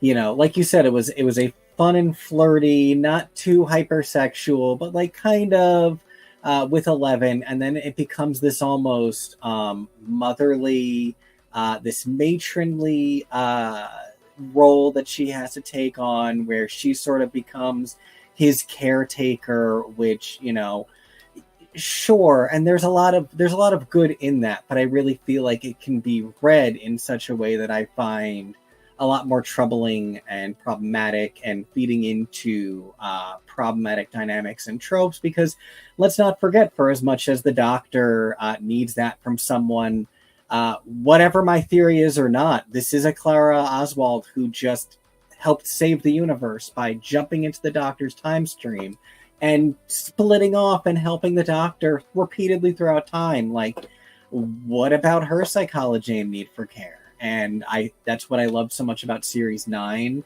and just sort of this background noise of her going through all of that stuff. You know, I really love Clara, and I love this era of Clara, but everything we're also saying is true. Everything about Danny Pink, and what a weird non-character he ended up being. I'm going to go with Nico. I would have given it an A, but I'm going to knock it down to a B. I feel rough on this one. I did have to give this a C, which sucks because I love Bill and I love 12. I hate Nardole. But the other thing that gives this a C is we are once again at a dynamic, fascinating character of color, and her story ends with, no, but you get the secondary happy ending. It's so weirdly similar to Danny Pink's ending in a weird way. Oh my god, yeah, it is a combination of Danny Pink's ending and Clara's. I never thought about the Danny Pink elements to it. Thank you. Oh my god. And it's just truly upsetting because I really truly think that Bill, and I unfortunately can't think of the actress that portrayed Bill at this moment. Pearl Mackie is Bill. Pearl Mackie, thank you. They provided just such a loud, powerful statement in a very quiet room of people whispering about how things shouldn't change. And there is something very specifically like, actually, if you're an older person, you would struggle to understand some of the dumb shit she's saying. She is speaking truly as a child and having a great fucking time. Why she got to play that song so loud? Because she wants to. Because she wants to. That actually is an episode. That's so funny. Not that song, but that concept. And, you know, that really is what Bill represents to me, is a freedom to engage with the idea that youth doesn't mean you young. It means the potentiality of this now, this person you are, young again. in today's setting, what would that do? How many of us would be different because social media or not? You know what I mean? And Bill should be an S plus character, and Bill and 12 are frequently an S plus combination, but ultimately the show's inability to deliver on a complete idea for Bill that is original from what they've done to a number of unfortunately slighted characters of color in the past. I have to give this a C, just for feeling like it is a defeat. I'm going with B because I really do love their dynamic. This is a kind of the other side of the coin with 12 and Clara. You responded better to that dynamic. I responded better to this one.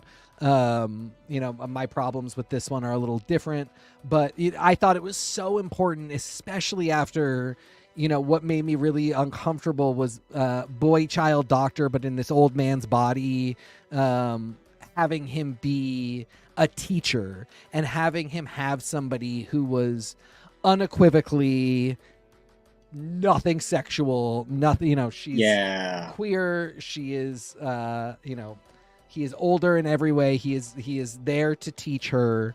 And I thought that was actually like a really good new relationship type. The Doctor is always kind of teaching any companion and he's showing them the universe, but like in this case it was really like it was kind of back to that whole thing where they were talking about how the Doctor was training Ace to become another Time Lord back in Classic Who. Like he was really grooming Ace to sort of take over his legacy, and this sort of gave me notes of that, where he felt like if he took this person on, they weren't just kind of going to go traveling together. He was maybe imparting some of his legacy on to Bill.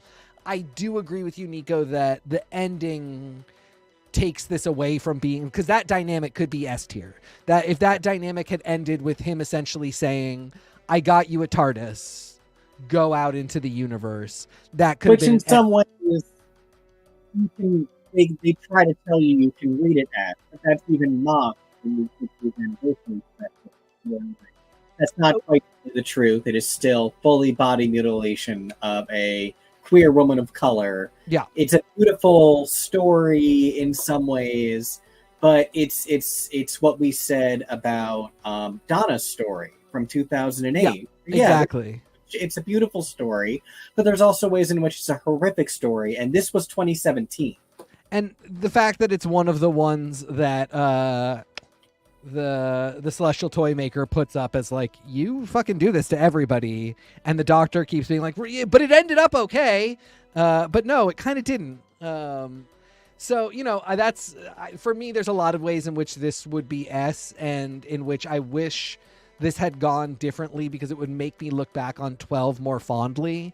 But because I really don't like where it starts and I really don't like where it ends, I admit in the middle there's a bunch of good stuff, but it just did not wow me. So B for them. God, I do love Bill though. I do really love Pearl Mackie. Who's her Marvel character? Who's her Sandman character? I gotta know. Put her on Star Trek. Put her in Star Wars. I agree on every single level, especially like this is much like with Donna. This is where she was the companion from the Russell era, where it's the one I would have wanted the most to see more episodes of. That I feel like the episodes that we got in some way didn't live up to her potential. This one, excessively so. I wish I didn't, but I dramatically hate the trilogy arc in the middle of series 10, with the aliens who come down, and it's this weird invasion, and they have pyramids, and they all look like corpses. It was weird. It was dumb. It was such a waste of my time. That's me being really dramatic about it. And there are things that I enjoy about performances and whatnot, but like, we only ever got 12 episodes of Bill. And like you said, if her character had been left in a place where I felt like we could get tons of Bill again, but I really fear we will never see her again. And she was such an amazing, unique companion dynamic. And that's really upsetting and really frustrating. So I think that has to probably be a B for me. Maybe if she'd had more episodes, it'd be an A, but as it is. And now we enter the Chibs era. So listen, is in this photo an incredible group of companions? Yes. Is in that photo an unforgettable fact of 2 female characters interacting within Doctor Who? Yes. Is in this image my submission for the next Disruptive Films video? Stop. Yes. But I think one of the things that this crew suffers from is a bitchy fandom, a fickle media, and an indecisiveness from the BBC to truly commit. You know, there's that moment that everybody talks about, like, you know, in terms of trying something new, where if the whole world embraces it, like when Jane Thor happened, you knew from the first issue sales that Jane Thor was going to be a minute. You knew from the 3rd issue sales that she was only going to be a couple of minutes. And kind of the same thing with, I kind of think, unfortunately, 13. There was a really positive, strong vocal outpour of media response, but then the whole show felt very abandoned by the people in charge of what gets headlines. Like it or not, it literally was left to struggle. And I mean, I don't mean like my point or not. I mean, like the show or not, the show did not receive the same sort of support that bad seasons of Moffat did. And so, gosh, it really felt as the show went on, like they continued to respond to the negativity. And what I want this to be is an A, but what it is a B. But again, there are a lot of really cool configurations in here. Some fun, some funny, some sexual, you know. And by that, I mean that this isn't just 2 men that I think are very, very beautiful. And I do, you know, that was the joke I was making. But the fact that this is one of the first genuinely sapphic forays into the Hooniverse proper speaks volumes for the fact that this ran great guns in the campaign. You know, they wanted a Democrat, but they got, you know, Chibnall. So help me out. One of these is getting a B. One of these is getting a C. The queerer of the 2 is getting the B. And I feel like I remember it being when it's Yaz and Dan. I feel like I remember it's more queer when it's the Flux season. Yes. I don't like Graham. He really feels like too geriatric. Like it's almost just like he might pop a hip and the adventure's over. I liked the idea of bringing in this kind of figure. I think they picked an actor for me who was weird. I think it's, you know, there's in the first place, everything about this era had everything working against it. It was all new people except for Chris Chibnall, who had done Broadchurch before this and some episodes, but not even like especially beloved episodes. No, Dinosaurs in Space is not a beloved episode. Dinosaurs in Space, the Power of 3, which is the one where the Doctor is parked with them for a year. I do love that one with the cubes, but it's nonsense. And, you know, I feel like if you look back at a lot of his writing, you see so many of the characters that he uses repeatedly in a lot of his writing. Graham is Rory's dad, is also the old man from the Silurian 2-parter in season 5. Yeah. Yes, exactly. And I feel like part of the problem too is they took so many immediate swings, immediate out the gate. There was a female Doctor. There was a brand new sonic screwdriver. They changed the exterior. They changed the interior of the TARDIS. And I sometimes feel like part of the only reason that Graham was an actual in the TARDIS companion is so that there was a white dude in the TARDIS. Nothing against Graham, but I feel like we would respond better to Graham if Graham was what Graham would normally be in a season, which is the stay-at-home dad. he would be Rory's dad, or he'd be Jackie, and we would see him a lot, and he would even get to travel in the TARDIS. But it couldn't just be Ryan and Yaz in the TARDIS with this female doctor for the first time. That would have been way too many swings, unfortunately. Unfortunately for me too, Ryan doesn't always work for me. He's got not always the best attitude. A very Mickey 2.0 vibes. Yeah, not very yes and, which can be very frustrating. And I love both of them for their potential to show up more in the future. But yeah, this is probably for me a B. I maybe would have liked to see Ryan and Graham leave earlier and us see Dan sooner or something. I don't know. I love all of them. And, you know, I enjoyed this for what it was worth. Like I always say, it kept the lights on. But it was such an awkward thing where they were trying to do way too much with this companion dynamic right now. Let me tell you, I would root for this team of companions on like a season of Road Rules. Like they are a cheerforable group, but the cohesiveness that you're talking about, that like the stromata that holds these cells together is not there for this group the way it should be. Which I find so funny because Kevo, when you showed the clip, which by the way, just bravo to Kevo for our intros all the time. I mean, they're always fantastic. This one especially gorgeous, and I just remember immediately thinking, oh, I wonder if we're getting the TARDIS sound when the show starts, and then we did, and it was so fun. But you pulled one little piece that I just wouldn't ever really think of, and now I'm going to think about it all the time, which is Jodie huddling them up, which is quite literally Jodie trying to do, Nico, exactly what you're saying, which is remind us that they are a crew. They are an amazing race team in the universe. Yes. And Jodie does it. Jodie's got the energy. Jodie is here queen. To lead And the team. Chibnall is not writing her that team.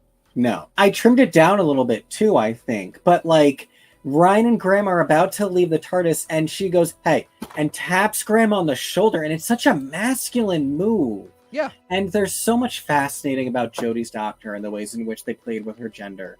Yep. But you know, something people like to point to a lot is when Graham talks to the doctor about his cancer might be back. And the doctor's like, I'm socially awkward, so I'm going to walk away. It's unfortunately not fully out of the doctor's Sister, character. thanks for spilling. It's not even sister, thanks for spilling, which makes it so much worse. Just for the record, she would be Planet Jane. You know, you can't tell me that the doctor hasn't said anything like that under Moffat or Davies.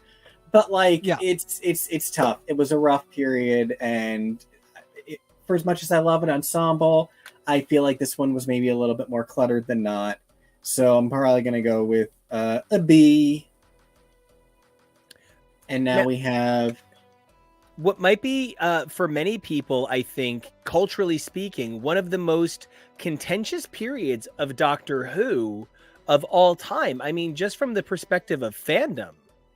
Well, and from a systematic perspective, I mean, this is kind of essentially very similar to the specials period for Tennant, but they really packaged it just ever so slightly differently in that they, you know, it's like a TV movie told over these episodes, that it's Doctor Who Flux rather than... You mean it's Twin Peaks The Return for Doctor Who? Yeah, I mean, kind of. It's just a weird... I feel like maybe if they just hadn't done that and they had just said it's just a shorter season and the episodes are longer or something, they might not have had quite the same ugly reaction. Dan is a little weird. I think I maybe like him more than Graham. What I ultimately really care about is Yaz and the Doctor. And like I said, the C was whichever season was less sapphic, and I do think it is the first season, and then this one they're really kind of going there with each other. Dan feels a little bit like Hugh Grant said no, and then they were like, well, we're still doing God. it. Well, they decided to cast Bon Jovi, aged up 20 years from his season of Ally McBeal. There's that too. I don't know why don't get these old men away from Jodie Whittaker. Put some hot himbo in the mix. I mean, he's actually like kind of handsome, but no, I'm not. No, get him out of here. No, and here's the thing. My only argument for Dan is like I kind of wish it had been another person of color in the mix. Why do we need a safety white man? But this actor in particular is a really good guy and is like super supportive of his queer kid. And so when I found out that that's literally his whole shtick is being like the British Burt Hummel, but hot, like super hotter. I'm not saying, but like, come on. So I'm like, okay, You really think he's appreciate hotter than that. Mike O'Malley? Yes. Sorry, Mike. No offense, but he's handsomer than Mike O'Malley. I feel like you can make an argument that Mike O'Malley's like a little bit more of a stud. Yes. But this man is handsomer, wears clothes better. There's no bad answer. There's no bad answer for that. Something that I really loved as well. I need to rewatch Flux again. It's been a little while, but I get where weekly it was a nightmare, because something I compare it to often is remember the episode from the end of series 6 with Area 52, and time is all wibbly wobbly and out of order. And Vieira is interviewing Charles Dickens. That's sort of, if you turned that episode into 6 episodes, that's Flux. And that's chaos, and it's a nightmare, and it's just fun. I watched it all for the first time in one day, and I think that was the smart way to do it. I think that it was meant for the binging era, so watching it weekly must have been terrible. But it's sort of the same thing as with Series 6 of Doctor Who, where I was like, I know the Doctor is going to survive. I know the universe is going to be fine at the end of Flux. There was more damage than I expected, but I knew the universe was going to be fine. So whatever the story was, I was just along for the ride. And it was a lot of weird, kooky, fun things. And one of the things this series highlighted for me as well is Chibnall's penchant for highlighting areas other than London. Dan being from Liverpool, Yaz being from Sheffield, the cultural local nuances that these characters brought to Doctor Who. I think they're part of what made this era of Doctor Who so goddamn off-putting, to be honest, for so many people. There's this exchange where Dan is talking to his parents about what's going on with the Sontarans, and they're like having this exchange between themselves about why someone would just out of nowhere slam a Sontaran on the back of the head. And they were like, why would he do that? And he's like, it's a guy from Birkenhead. And they're like, Birkenhead. I don't get that. They don't make references like that when it's Moffat and Russell T Davies, because Moffat and Russell T Davies play it safe with universally cultural understood English London references. Our vacation house in Muncie. I understand Sheffield Steel now because of this era of Doctor Who. I understand this dynamic of Sheffield and Liverpool baiting at each other because of this era of Doctor Who. So this is the Bill, this is the Donna, this is the one of this era that I would have wanted to see more of. So I think I'm going to go with A for these guys, especially because, like you said, this was more queer. I don't think we would have gotten more queer satisfaction if we'd gotten more episodes of this era. I think it would have been a lot more Ust, which is fine. I think it would have been, still blatant Ust, which is something that we didn't get 15, 20 years ago. The fact that they addressed the dynamic head on, but the Doctor says I can't, is still really groundbreaking visibility and storytelling for queer characters. So, I love 13. I love Yaz. I think we're going to go with A. I feel essentially the same way. I think when we're talking about Doctor Who, I probably would have been a little bit like between the A and the B here. But just for the fact that one of the points I keep making is there aren't enough women of color, there aren't enough people of color, and there aren't enough women that aren't sexual objects to a male doctor's gaze. If nothing else, even if the sapphic tones maybe do fall a little short of Bliss Carmen. I think one of the things that we can be sure of is this was a unique way to address it. And for that, I have to round up to that A. And I also want to say real quick, because Tasty Gay said would have gone with B if the stories were longer. Something I also give this era a lot of credit for is this is entirely COVID. This is everything about this character, Flux, this era, all of this was COVID times. Yeah. And in peak COVID times as well. So I really, really, really give them a lot of credit for making something that I did find so entertaining. So many shows I know didn't, Chilling Sabrina ended, and it was in the middle of COVID time, so it ended on a rough note. My beloved Lost in Space from Netflix had to produce their final season during COVID times, so it was a really rough era for art, and I give it a lot of extra points for that. Oh, I'm so sorry. I just coughed. All right. So let's take a look then at what I think everybody expected to be a uniquely perfect thing. Uniquely perfect, maybe not. But one of the things that I definitely got from this iteration of the Doctor and his companions was a holistic understanding of what everybody brought to the table. One of the jokes that makes the end of Series 4 so funny is, and Jackie, you sit here and watch EastEnders, essentially. Don't touch anything, no. Yeah, and with instead this iteration of the Doctor having a team of companions, even stronger than with 13 and, in some iterations of 11, we see a very clear understanding of who each of these people are meant to represent in this moment. Even if they don't all have something to do, they each serve a function. And it isn't all just hitting the story beats. It's an emotional function. There is a reality to the way these characters interplay in a short scene that tells me that RTD had been working on this since perhaps he was a child in some ways, imagining how these characters, these sorts of characters, might play out over time. It's the difference between early John Hickman X-Men and later John Hickman X-Men, where the focus sort of fades, but there's those clear beats where he's like, I always intended to do this, and he talked about it in interviews. I think RTD showed his interest in appealing to the sorts of stories he hadn't gotten to tell in his first go round. Here, I was just very impressed. I give this an A. I wish I could give it an S, but there just aren't enough moments. I don't think you're supposed to give it an S. Yeah, there's just not enough yet for me to. Yeah, but this isn't a show. They're not. Yeah, this was perfect. Because part of it has to be, how the Doctor and the companions carry a series. Carry a chunk of stuff.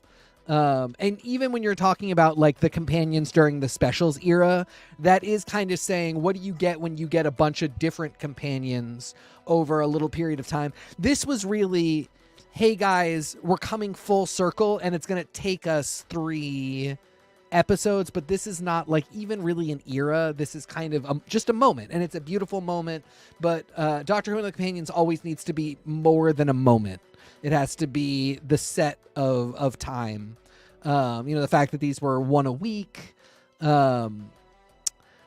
But it's an A for me too. I mean, having Mel back, and this is another one where if I had thought about it, I might have said we should put Kate Lethbridge Stewart in there because my favorite character. This is the closest she comes really to being. It's this and name of the Doctor. I just feel like because she is a recurring Earthbound person, I'm not. Whereas I feel like they're goading the idea that Shirley is going to travel in the TARDIS. I feel like she might be someone who travels a little more while Kate gets to be back at home base. I'm putting her kind of maybe in the Wilf category. I want to go on record as saying if Tamsin Gregg played Kate Stewart, she could Dami Mom me any day. I actually really love that read. And it's been long enough. She can be back on the show and no one will care. Who was she?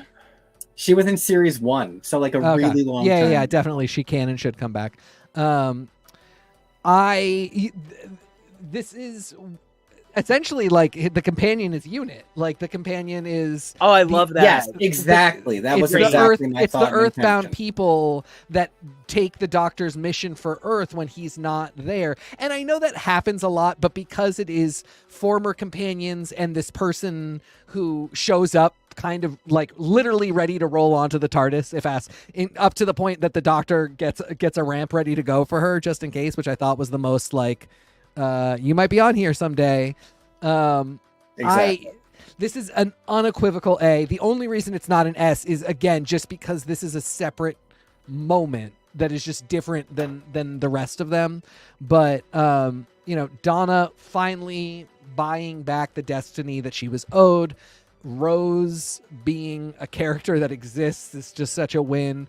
Mel really pulling in that touch of this is a 1,000-year-old show with so many people that it touched, both in the world who watched it and in the world of the show, who can be capable and need not be forgotten. And Shirley kind of representing that the point of Doctor Who is that it sees more and more of the world around it and reflects that world back to itself on the show and invites everybody under the tent.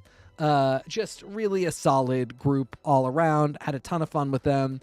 Those two holding David's hand while he goes to die his final death is just absolutely a beautiful moment. The fact that it doesn't happen is a whole lot of fun, and just some, great Doctor Who fan service stuff. And that we're all having lunch together at the end of this time is, I think sometimes that is the kind of closure and catharsis a fandom for a serial really needs. We're sure shit not getting it with X-Men, so... Yeah. And, I just want to comment. I'm so glad that you brought up Rose. I love her so much.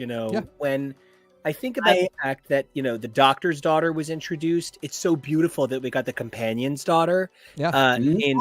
That's a really great point. Balance is so beautiful.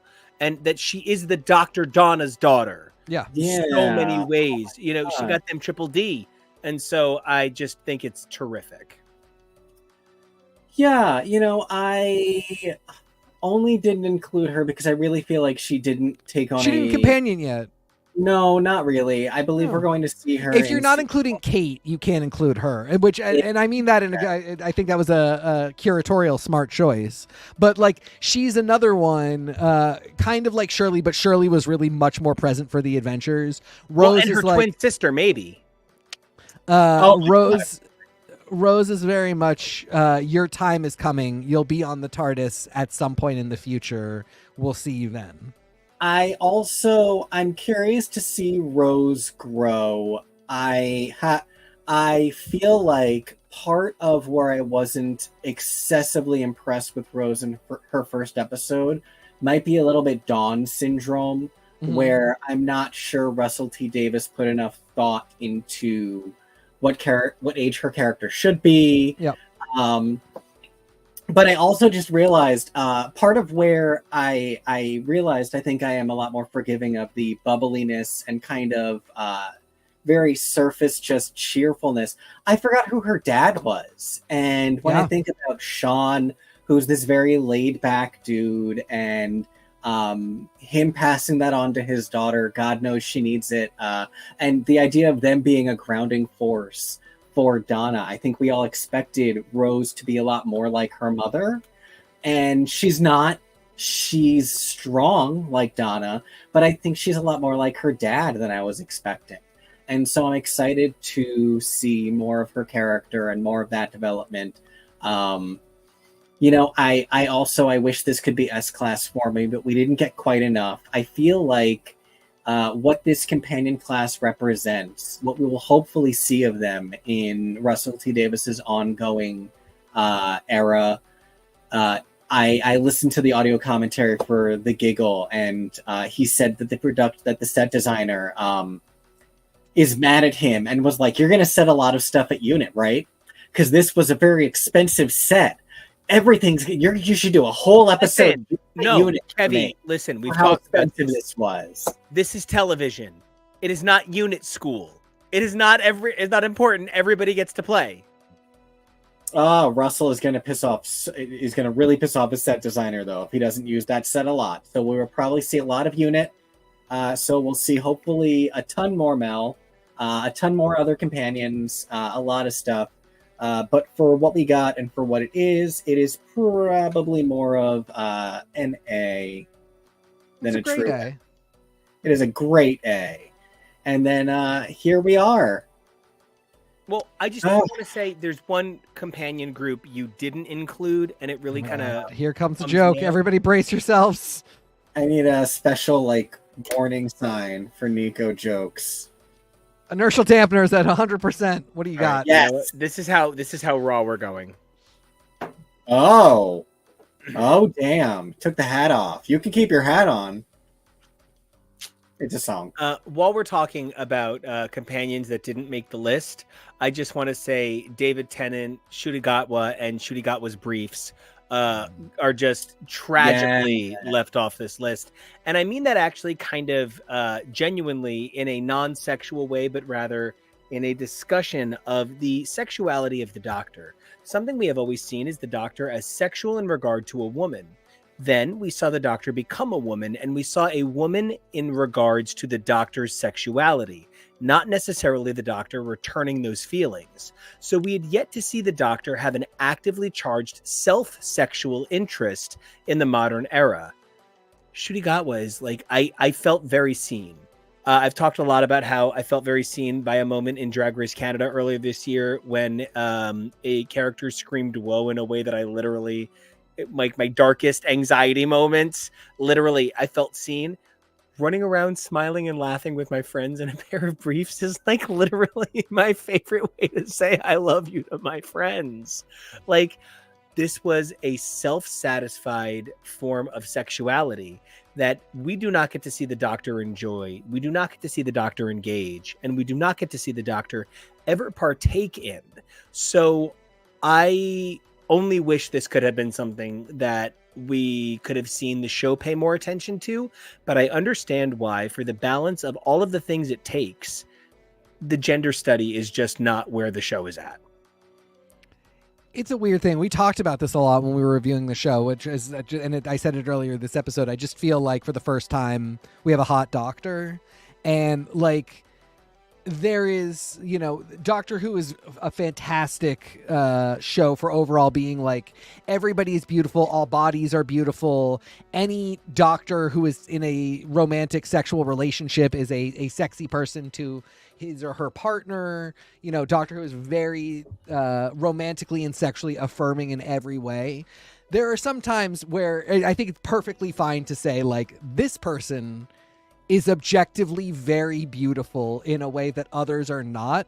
And when you're talking about somebody who is born into new bodies regularly, who might be born into a body with gorgeous thighs and not be wearing anything, and those thighs are totally exposed, just has a moment of being oh, I feel really beautiful right now. He's young. There's just things where it's while I do really want to affirm that, even Peter Capaldi, who I give a hard time to, is a very handsome and sexy man. There's a lot about Peter Capaldi that is fantastic. I don't think any of that has to do with the chemistry with Clara, but him and River together to me was insanely sexy.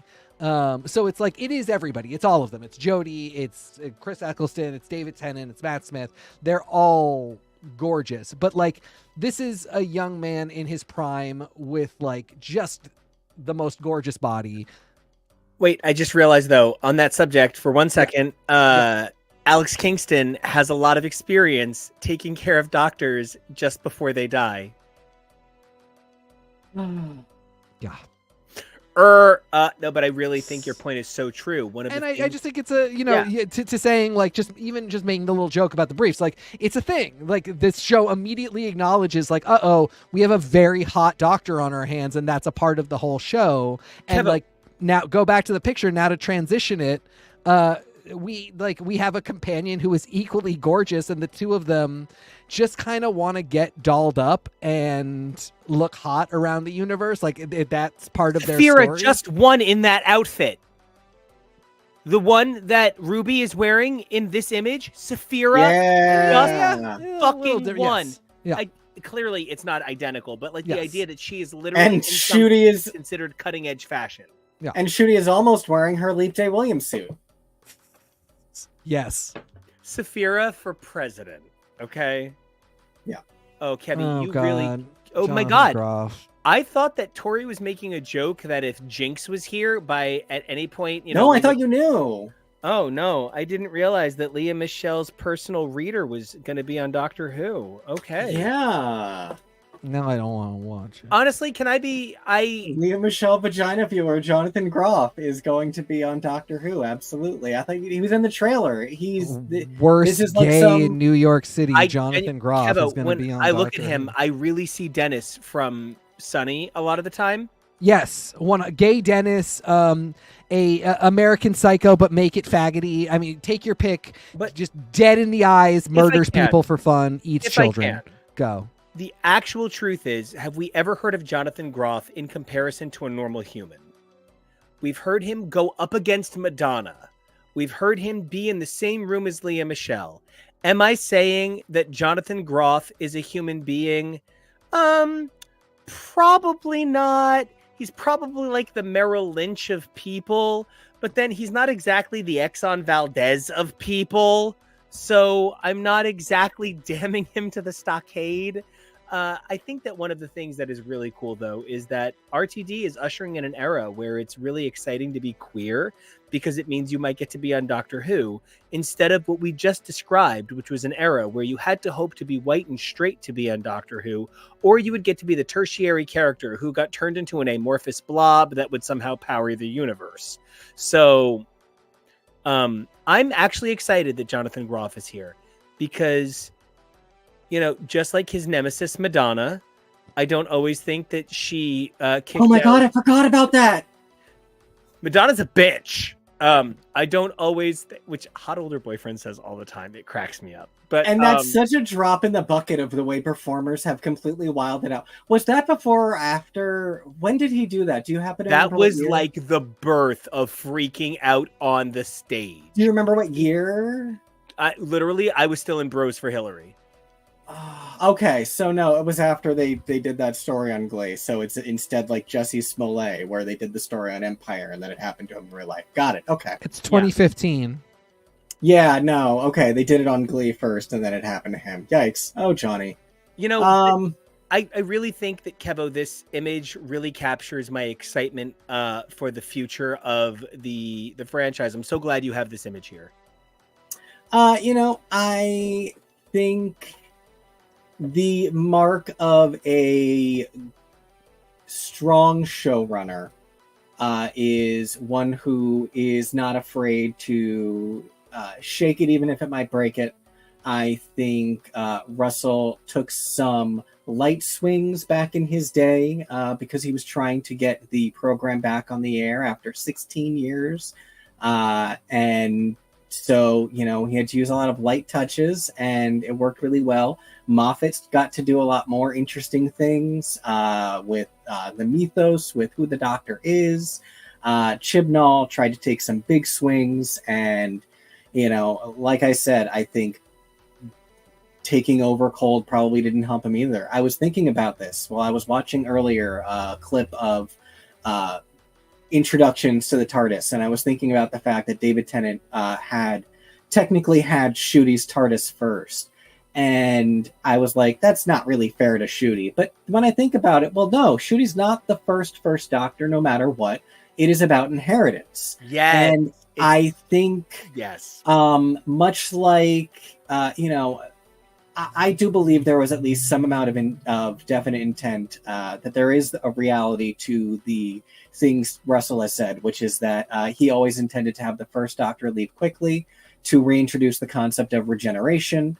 And I think that sort of immediate reset is what David Tennant was meant to represent. It's why he chose a hugely popular Doctor to be someone to lead into a new era, so that Ncuti was inheriting something immediately as he's starting, because that's what the Doctor is.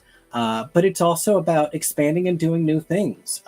You know, when they regenerated for the first time, that was insane. When they introduced Gallifrey for the first time, that was insane. The concept of Time Lords, Romana, the Master, all of these things. You know, I even hear what Tasty Cake what Tasty Cake is saying with Chibnall tried too hard and it got bizarre. Yeah, he tried to do a lot all at once. I get that. But I have patience and I have faith, and I was really down for the experiment. Nico. It's a really hard conversation because Tasty Cake, I completely understand where you're coming from. One of the things that we have seen, the rhetoric-based discussion about the evolution of X-Men comics, is the meta value of evolving the medium at the same time as evolving the characters and the stories. Was House of X really about evolving X-Men, or was it about forcing the Marvel Universe to consider a bigger picture universe that they attempted to with Secret Wars but failed? What's more important? Being evolutionary or being revolutionary? I think what it comes down to is that revolutionary is about breaking free of tradition, whereas evolutionary is about what naturally comes next from the body itself. Oftentimes, you need something revolutionary, like New X-Men, which, for all the ways that it was revolutionary, was essentially evolutionary. It was the next idea that the X-Men were meant to be, culture. With something like Chibnall, I'm going to really excitedly rewatch to think about, was it too much? In a show that is truly defined by evolution, was the idea of revolution too far for the show to go? Or did it usher in the ability to take a look at the past in a new way and give us RTD's next generation? And I really agree in so many ways, because I think a huge part of where I am, not even hugely, but like, and it feels huge in this climate, unfortunately, but I'm not even hugely defensive of Chibnall's era, so much as like, I think there were really interesting stories. I think he pushed some interesting boundaries. I think it was just really sloppily executed. Like I said earlier, where season 6 of Doctor Who almost broke me in so many ways. Now that I can watch so much of Eleven's story retroactively, and we understand Trenzalore and the silence and the exploding TARDIS, I get the story that Moffat was telling there, and I think it's a really cool story, but it was really sloppily executed. And that's how I feel about a lot of Chibnall's era. And for being the only person who wanted the job, I don't... I take it for what it is, and I enjoy the good parts, and I really appreciate, like you said, it trying to be revolutionary. And I think Doctor Who, like Star Trek, like Star Wars, as being these flagship, landmark, enormous franchises that are known worldwide, I feel like they have a responsibility to continue pushing these boundaries. One of the clips in that compilation that I watched was from the Fourth Doctor. And it really made me think just now, as we're talking about this, TK, about what you said earlier about Doctor Who being all ages, and whether or not it is, and whether or not it stands and stands enough to be worthy of having something that's geared directly towards kids versus being all ages. And this clip, and I watched some old clips as well back at the 60th, because they were showing some then. There was this really amazing loop of classic moments. And it's like watching Power Rangers. It is like watching Mighty Morphin Power Rangers. And don't get me wrong, I adore Mighty Morphin Power Rangers in so many ways. I think that stories they tell can frequently be inventive, imaginative, really dynamic and emotional. But, rubber masks, horrible acting, clunky writing, and you sort of watch around that, especially when you're watching something you recognize as old. But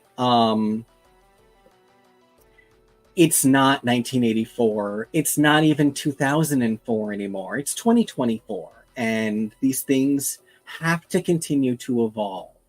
And I am far more afraid of art becoming stagnant just so that we can continue having exactly what we already got a lot of, rather than continuing to push these boundaries.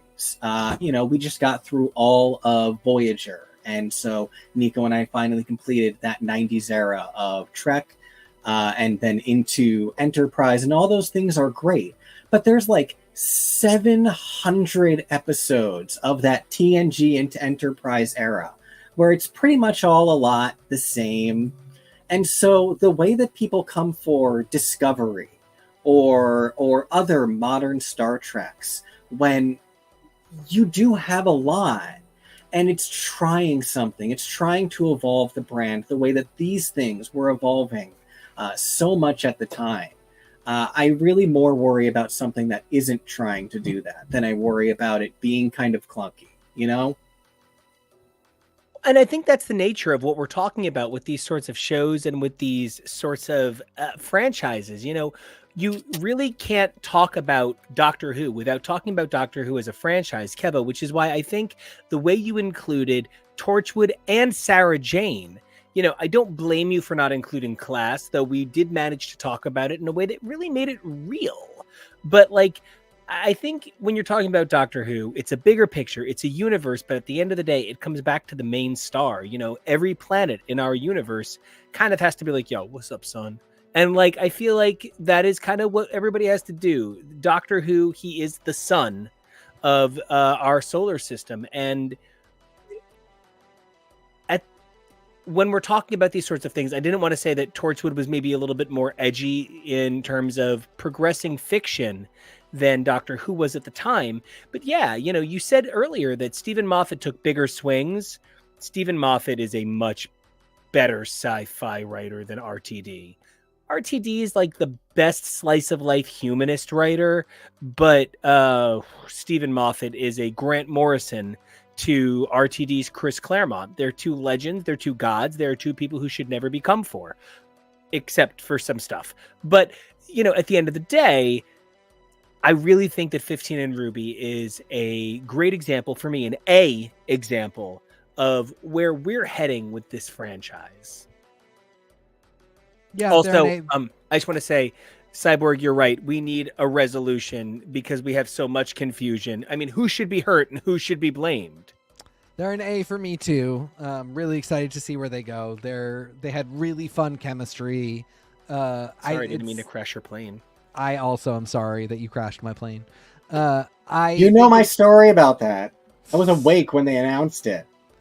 I think it's really fantastic the way they do have a kind of romantic and sexual chemistry, but I think Ncuti Doctor will ultimately be pretty queer and lean towards men in that queerness and probably not have a super... But again, it's back to that thing of like, I'm the Doctor. I have chemistry with literally everyone. And she's this just like gorgeous girl who plays keyboard in a band and gives no fucks. And I think they're going to make a great pair. I love that we know our time limit on this, that we're not going to get gut punched when they are done in a year.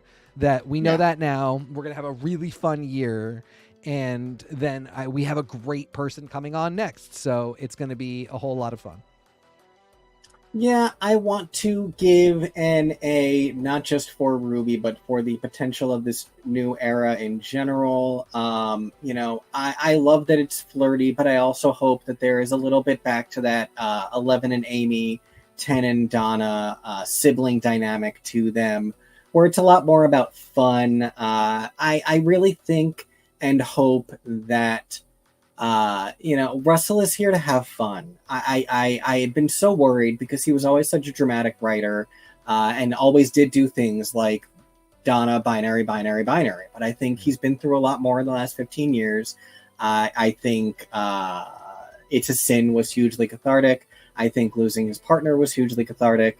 And I think that he is here to be positive and be joyful. And so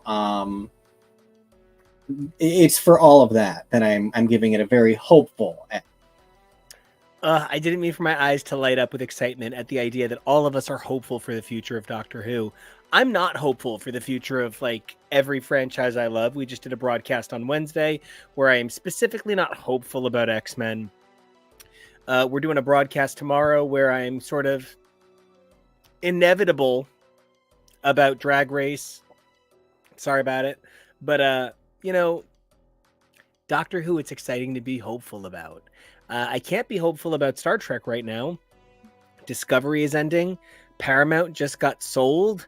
It didn't get sold. I mean, this is a Jay Giles band centerfold situation. I'm hopeful for Star Trek Discovery in terms of the news that we just got about Starfleet Academy. Jonah, cover your ears. I just watched what I hope is the backdoor pilot for Starfleet Academy. God bless with Tilly. Hopefully Tilly being a major feature. God bless Tilly. God bless Tilly. He loves Tilly, of course. Character in but you just want to know in all of Discovery. I mean, I am Michael Burnham, and people are like, "Okay, yeah, you're really Michael Burnham," and I'm like, "No, I love to charge into things and lecture people about how right I am all the time. I am Michael Burnham." You love to give whispered, inspiring speeches and cry a lot. That is your jam. I also love to do pranks. I put a feather in your shoe.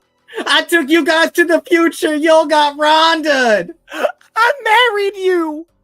So the actress that plays Michael Burnham is not just one of the best dramatic actresses I have ever seen in my life, but also one of the funniest actresses I can name.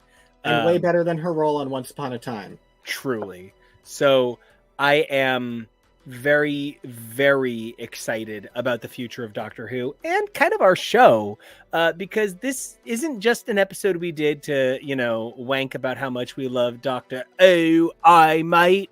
It's actually an episode we did to be excited about the fact that Doctor Who is coming back in such a big way, and that Disney Plus is celebrating it, and that the BBC is still going to carry it in two unique ways. This is a great time to be a global fan of Doctor Who, and we're just really excited to kind of kick it off. You're welcome, BBC. Well, yeah. I mean, if everything going on is any indication, they are looking for an American audience. And Russell T Davies, if you are looking for a group of handsome queer gentlemen to do anything to represent your program over here in the States, I've already been making the joke a lot over on our friend program, Legend of the Traveling TARDIS. But Russell T Davies is my dad. Until it comes out that he's problematic and has to be canceled. That is. I am Russell T Davies' long lost son, and would love to do anything just to bask in that glory. So by all means. How fun is it to have your own identity, whereas TK and I are punching each other to death over who gets to be Tori Amos's invisible boy? No, TK gets Tori because you're just going to take Mariah. So, yeah, I know, exactly.